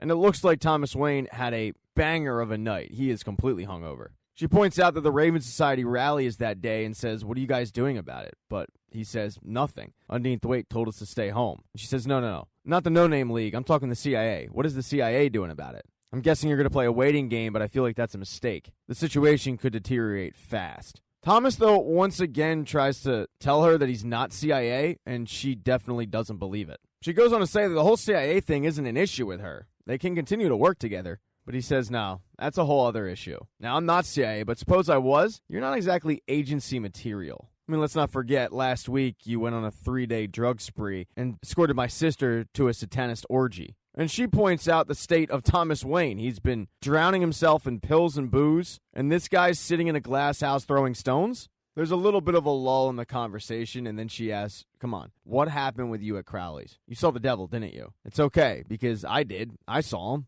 But Thomas says, no, Martha, I didn't see the devil, and neither did you. You imagined him. Crowley is nothing more than a spooky guy. And Martha kind of looks at him like, yeah, whatever you say. Now, over at the Pennyworth house, he's awoken by a phone call from Aziz telling him where he can find Curzon, saying he's gift wrapped for you. Come alone. So Alfred goes upstairs, grabs his gun, and gets ready to go. And as his father heads to the rally, he heads to take care of Curzon. He goes to the location that Aziz gave him, which is in an abandoned warehouse. And sure enough, there's Curzon, along with Mrs. Pike, blindfolded and handcuffed. First thing Alfie does is take off the blindfold and face Curzon one-on-one. And Curzon starts mocking him over the fact that Alfie doesn't really have anything to say to him. And as Alfie is standing there getting mocked by this nutcase, Alfie yells for Inspector Aziz because he's aware that he just walked into a trap. And sure enough, Inspector Aziz comes out from the shadows, and Alfie has, in fact, walked into a trap. Inspector Aziz has himself, 3 other police officers, and a sniper. Alfie starts hypothesizing that he could be able to kill Curzon before they could kill him. And that's when he puts the gun at Curzon's head. But Inspector Aziz wants to resolve this peacefully. He doesn't want to have to kill Alfie. Even though Alfie doesn't know it, Inspector Aziz isn't a fan of how all of this went down. He explains that he is sorry, but unfortunately, Curzon's father has a lot of political clout. He starts negotiating with Alfie that if he just flee the country, he can let him go. But Alfie isn't interested in that. He wants Curzon's blood. It gets to the point where Aziz is really close to making the signal to kill Alfie, and that's when Sykes, who wasn't invited to this thing but somehow found out where they were, ends up sneaking behind Aziz and putting a knife to his throat. It forces Aziz to tell his men to stand down, and now Alfie and Sykes can do whatever they want with Curzon. Sykes wants to torture him. Alfie says, no, we're not going to do that. We're not animals. Sykes, however, asks him for just 10 minutes alone and tells him if you're squeamish, turn away. And it seems like she's about to start torturing him, but Alfie's had enough of it. He pulls out a gun, shoots Curzon and Pike in the head, and then says, let's go. As he's leaving, Aziz lets him know that this is going to cause waves. So Alfie says, all right, well then I guess I'll see you soon. But as Alfie is getting rid of the murder weapon and any clothes that have blood on it, most of the country is busy watching the telecast of the Raven Society rally. This includes Martha Kane and Thomas Wayne, John Ripper and Undine Thwaite, and of course the Prime Minister. And the Prime Minister has a smugness about him, like, all right, let's see what she has to say. And she gets up there and tells the crowd that they have a battle in front of them. She then goes on to explain her predecessor, Lord Hardwood, and what happened to him.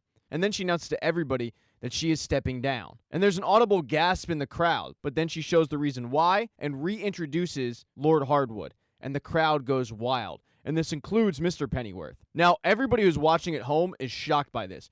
No one more so than the Prime Minister, who immediately hops on the phone and demands the police officers on horseback get in there and disperse the crowd. Lord Hardwood starts in on his propaganda, but then suddenly it is interrupted by the police, and they're using brutal force. The crowd is running away, but they're getting caught up in it, but then all of a sudden Lord Hardwood screams, "Stop!" He tells the police that this is England. They will respect their ancient rights and stop this violence. And the police stand down. It's a really bad look for the Prime Minister. Hardwood is looked at as a hero. Now, Alfie has no idea about the rally. He has no idea what happened to it.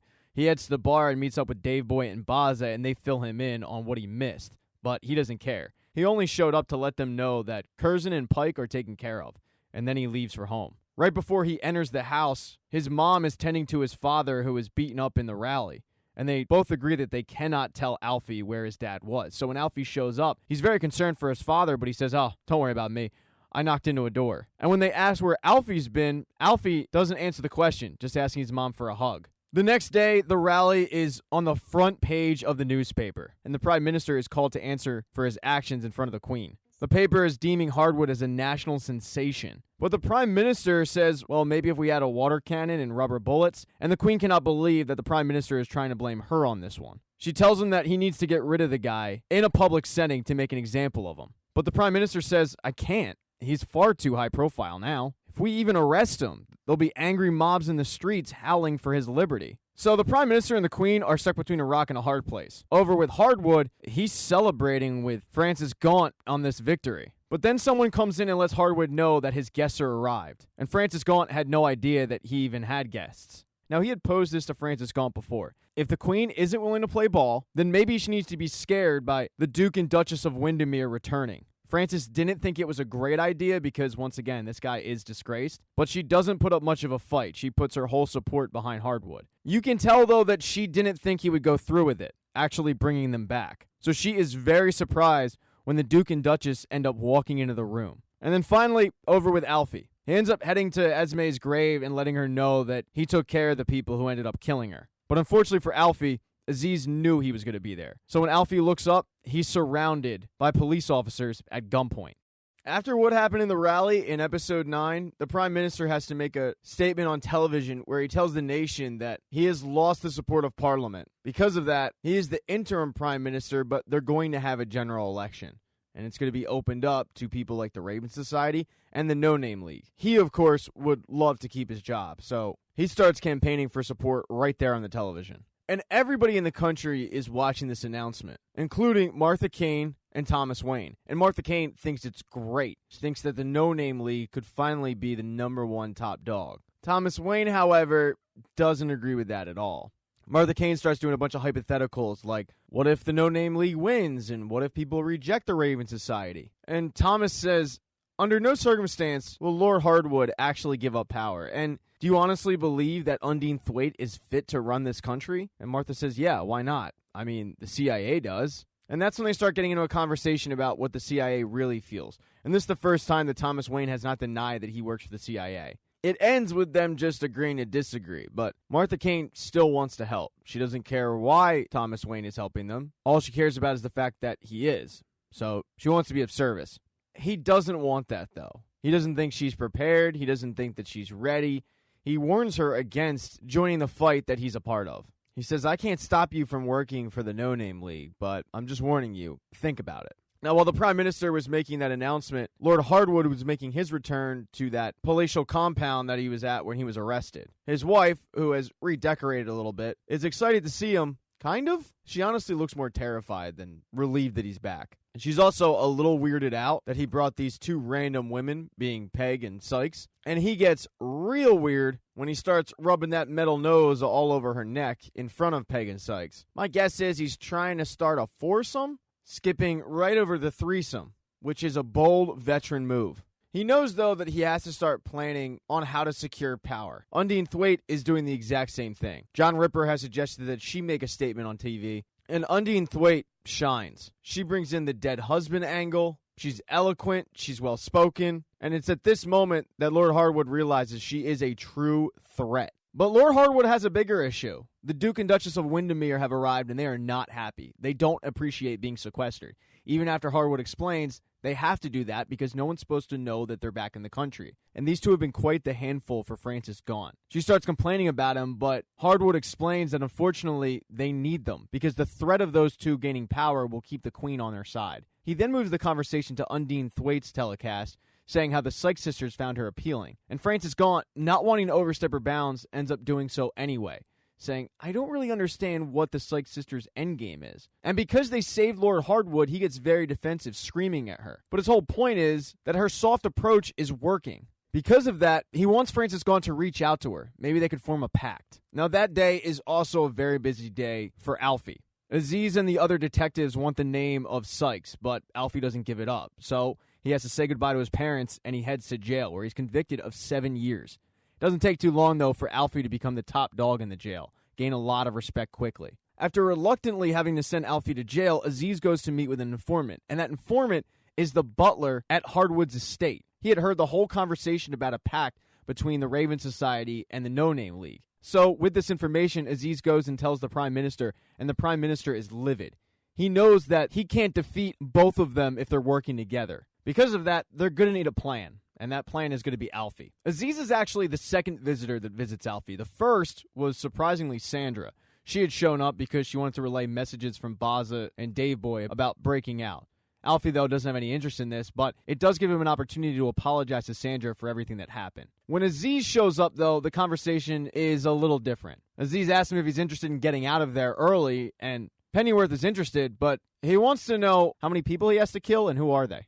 Aziz goes on to explain everything, how the Raven Society and the No Name League are about to enter a pact, and it's something the Prime Minister can't defeat. Because of this, he wants to kill Lord Hardwood and make it look like it was the No Name League who did it. He wants to take out Hardwood first because he wants to set up a fascist dictatorship, and because of this, he's going to need a war and enemies. They figure Scotland's his first target. Alfie will also have to kill whoever shows up from the No Name League. And Alfie says, okay, but if I get out of this, I'm done. All charges are free and clear. And Aziz agrees as long as he finishes the job. So Alfie is released from prison, and the first place he heads is obviously to his parents, but the second place he heads is to the bar to celebrate. He ends his night with a bang, that's for sure, because he wakes up with Sandra in his arms.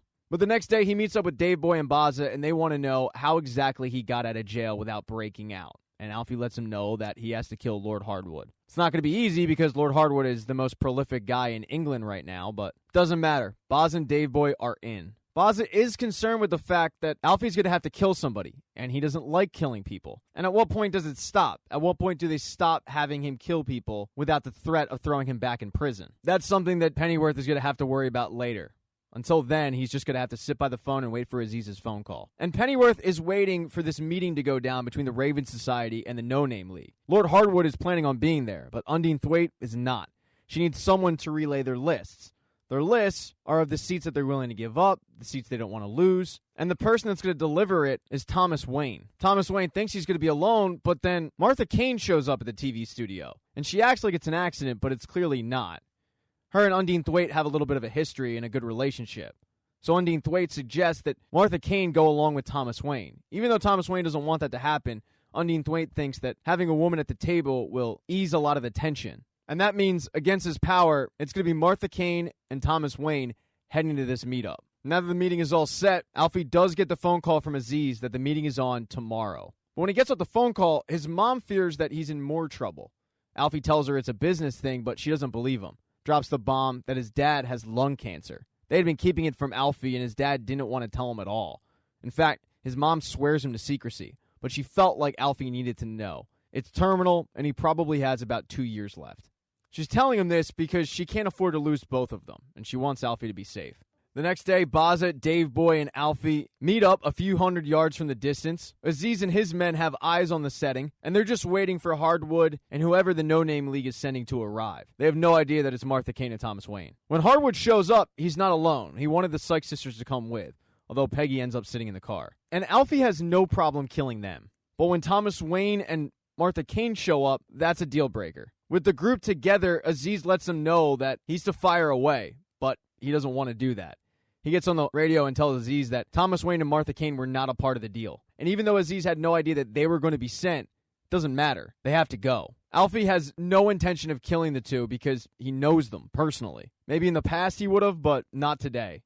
And as Aziz is screaming at him to get the job done, Alfie ends up shooting a bullet directly in one of the teacups, breaking it. In reality, it's nothing more than a warning. Hardwood and the Sykes sisters are easily to get away. But Martha Kane and Thomas Wayne, they need more of Alfie's help because Aziz is sending his men to get the job done. So Alfie ends up shooting the engines out of the police cars, and Martha Kane and Thomas Wayne are able to flee. Because of this, though, when Hardwood gets back to his house, he's talking to Francis Gaunt about the fact that the government just tried to kill him. But because of this, they also learn that they have a mole. So actually, two good things came out of this. Francis is concerned that the authorities are going to just show up one day, and not only would they arrest him, but they'd also find the Duke and Duchess of Windermere. She asks what he's going to do, and he actually does have a plan. He meets with the army captains, wants their support, but they let him know that while they do, in fact, support him, their vote is going to be with whoever the Queen supports.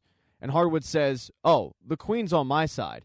And he knows this for a fact because he got word that the Queen was hunting. So he sent Peg and Bet Sykes to go pay her a visit. They end up ambushing her and holding her at gunpoint. And then finally with Alfie, because he wasn't able to get the job done, he knows that Aziz is going to come for him and he has to flee the country.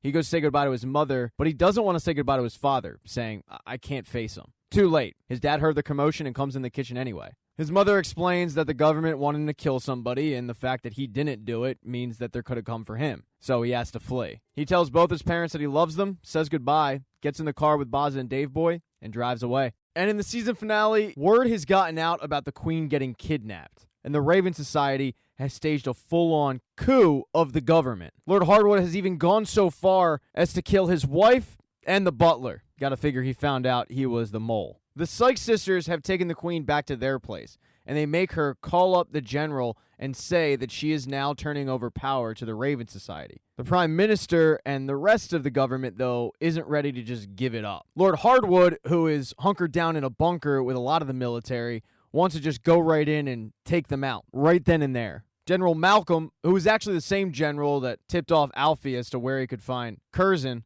tells Hardwood, no, we're going to give them 24 hours. Lord Hardwood doesn't understand why, but General Malcolm says we must do our utmost to avoid shedding English blood. So Hardwood reluctantly agrees to give Parliament 24 hours to relinquish control of the government, or else he's going to come in there with tanks and add to his body count. It is worth mentioning, by the way, that Lord Hardwood is kind of on an island. Even though Frances Gaunt is in the bunker with him, she doesn't agree with what he did. She can't believe that he actually went and kidnapped the Queen. That is something she did not sign up for. He tells her, though, that he can't do this without her and he needs her to trust his judgment. And it's not like she has a choice. I mean, he's got a bunch of guys surrounding her with guns that are willing to follow his command. So she's a puppet. Now, Pennyworth has no idea what's going on with the government. He's made his way with Baza and Dave Boy to his shipyard, where he calls his parents to let them know that he's found a way out of the country, so if they don't hear from him for a while, don't worry about it. He'll let them know where he is as soon as he can. He then hangs up, and the plan that he has to get out of the country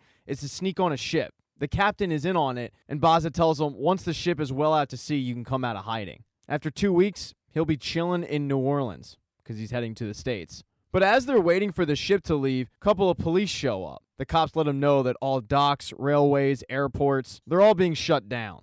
All the cops have been called out. They're paying overtime. And Alfie asks, what's the occasion? But the cop says, I have no idea. They don't tell us that stuff. But they did tell us to look out for suspicious people. So what are you guys doing here? They tell the police that they're sailors and they're waiting to set off. But when the cops ask for their union cards, they obviously don't have them. So it forces them to get in a fight with the police and flee. And Alfie is fully convinced that the cops were there looking for him. He needs a new plan out of the country, so he needs to find Thomas Wayne. And Thomas Wayne has headed over to Martha Kane's place. He tells her, pack a bag. The Raven Society staged a coup of the government. We need to get out ASAP. The Raven Society will have a death list, and they are sure to be on it. The CIA has arranged transport out of the country for them, so they need to act quickly. Martha Kane doesn't want to leave, though. She's dedicated to the League and Undine Thwaite, but Thomas Wayne can't believe that that's what Martha Kane is focused on. He tells her it's not our problem anymore. Martha isn't willing to abandon her commitment to the League. She said that she'll go to HQ, she'll see what she can do to help. And Thomas tries to get through to her, saying the League is doomed. Why are you going to sacrifice yourself to a lost cause? Thomas starts to lecture her about what she's believing in, and it still isn't getting through. So Thomas decides to get to the cold, hard facts. That Undine Thwaite had her husband killed right in front of her so that she could take his place. That definitely gets Martha Kane's attention, but she's in disbelief. Thomas tells her, though, that Undine Thwaite is as bad as Lord Hardwood, and the gunman was Alfred Pennyworth. Martha doesn't really know what to say and finally looks up at Thomas and says, well, even if that's true, Undine Thwaite is just one person,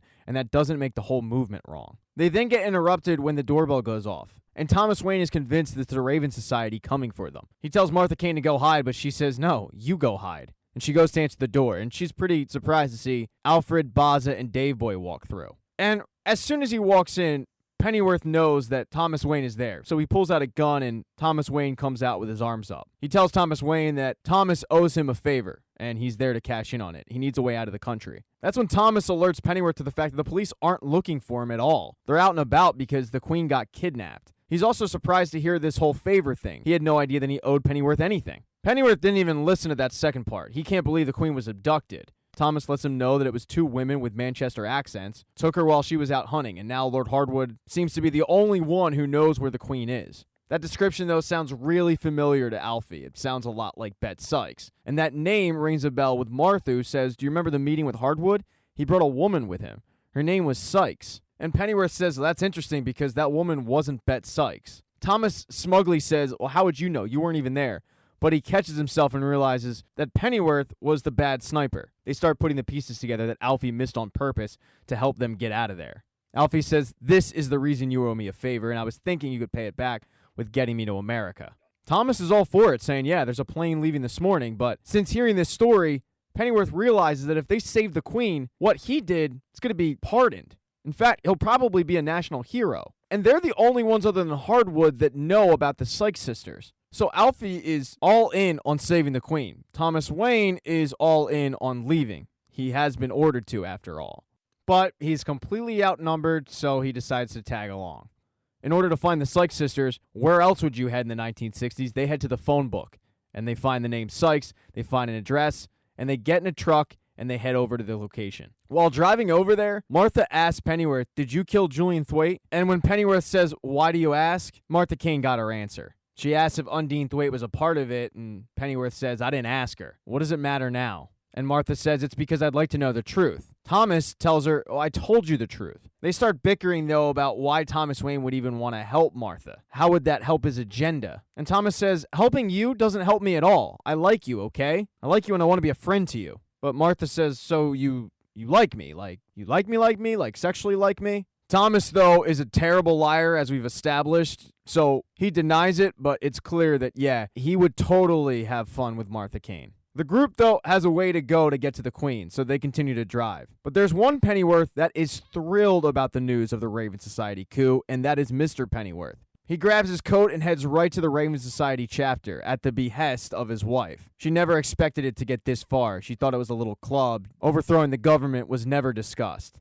On his way over to the chapter, though, you see how bad London has gotten. There's soldiers and tanks in the street, and bodies hanging from light posts. One of them is Undine Thwaite. But Mr. Pennyworth runs a pretty important chapter of the Raven Society, and even though he's sick, he goes over there, and the message he has to his fellow Raven Society members is no surrender. He is completely unaware that his son is heading to thwart all of these plans. And when Pennyworth, Baza, Dave Boy, Martha, Thomas arrive, they knock on the door, and the old lady, Mrs. Spicer, answers. They end up punching her right in the face and barging in. Pennyworth coming in from the rear, Martha and Thomas coming in from the front. But when they bust in, Bet Sykes grabs the Queen and has a knife to her throat. Bet doesn't want to give up the Queen, but Peg lets her know the jig is up. She's got too many guns pointed at her, and she doesn't feel like seeing her sister get shot in the head. Bet does eventually give up the Queen, but someone does get shot in the head. Mr. Spicer pops out of a cabinet dressed in a gimp costume and stabs Dave Boy. Baza ends up shooting him in the head, and luckily for Dave Boy, he does survive.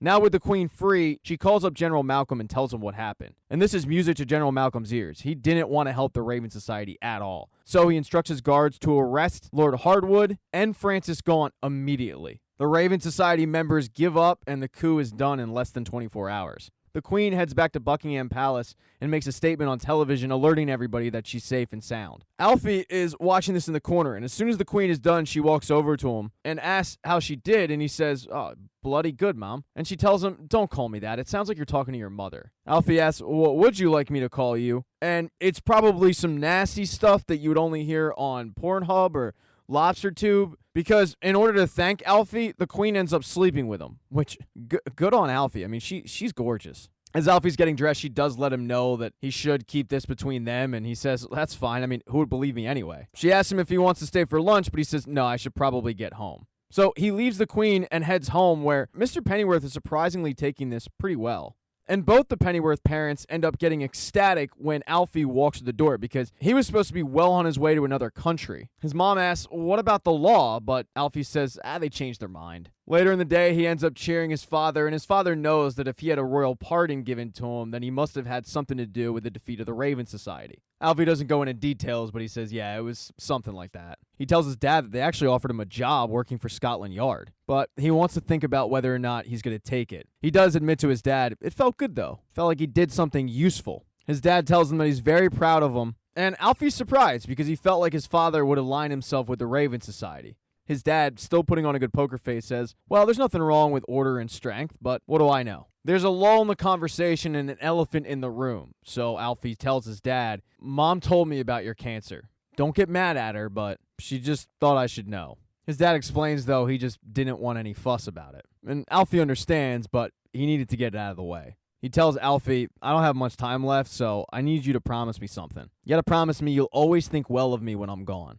And Alfie is more than happy to promise that. That night, Mr. Pennyworth has to head off to work because the house that Mr. P works for is having a party. The Queen's actually going to be there along with the Prime Minister. As Mr. P is leaving, he tells his wife, "Don't stay up for me." So it looks like it's just going to be Alfie and his mom that night. But Alfie does get a phone call from the Queen. She tells him that she is bored to death at this party, but she called him to thank him for the lovely time they had together. She hopes to do it again, so she tells him, "My people will call your people, we'll hook it up." They then hang up the phone, Alfie sits down with his mom, and the Queen sits down with the Prime Minister and a bunch of other guys, unaware that right behind her is Mr. Pennyworth. And Mr. Pennyworth has orders because Lord Hardwood had planned for everything, including if he got captured. And Mr. Pennyworth is to do his bidding. But as the night goes on, Alfie and his mom have a sick feeling in their stomach, and it's not going away. Finally, his mother admits to Alfie that his dad was in with the Raven Society deep. So Alfie's worried that that sick feeling has something to do with his dad and the fact that everybody running the country is under one roof at that moment. He grabs his gun and races over to the house, where he immediately gets recognized by one of the staff, and he says, I just got to go talk to my dad real quick. At this point, Mr. Pennyworth has wheeled an explosive device into the room. He's planning on blowing everybody, including himself, up. So Alfie has to act quick. He barges into the room, takes out 2 guards, and tells his dad, stop. He starts trying to talk his dad from doing what he's about to, saying that his mom needs him and he needs him. All the while, everybody in the room is completely confused on what's going on, until Mr. Pennyworth tells Alfie, you got to get out of here. And then he shows everybody the detonator. Even though Alfie begs his father not to do it, Mr. Pennyworth seems pretty hell-bent, so Alfie ends up having to shoot his father. But when he does that, the detonator triggers, and Alfie, with the rest of everybody in the room, has 10 seconds to get the hell out of there. Alfie grabs the queen, and the entire house blows up. And somehow, the queen is knocked out. But Alfred Pennyworth ends up walking out of that place with just a few smudges on his face. And it also wasn't a great night for Thomas Wayne. He gets a visit that night from Martha Kane. She's still hung up on the fact that Thomas said, I like you, okay? So she says, well, if you like me, then I'm here to tell you I like you. Let's do something about it. They start making out, hooking up. But when Thomas gets to take his shirt off, he gets shot through the window. Martha ends up jumping into action, giving him CPR, trying to revive him, even though it's a gunshot. Never once calling the ambulance, even though, once again, it's a gunshot. And somehow, she brings him back from the dead from a gunshot. I don't know. I guess it's her superpower. And that is the end of Season 1 of Pennyworth. Thank you so much for checking out this recap. Consider subscribing to the channel. Hit thumbs up if you like this video. Smash that thumbs down button if you thought it sucked. If I missed anything, or if I screwed up, or if I got a name wrong, I'm sure you'll be so kind as to let me know in the comments section, of course. But be nice in the comments section. Nasty comments make me feel bad. YouTube comment sections are usually a cesspool. So just, don't be a dick. Also, I have merch, so go buy a mug or a sticker. I got diapers to buy, so help me out. And I'll try to get Season 2 up ASAP.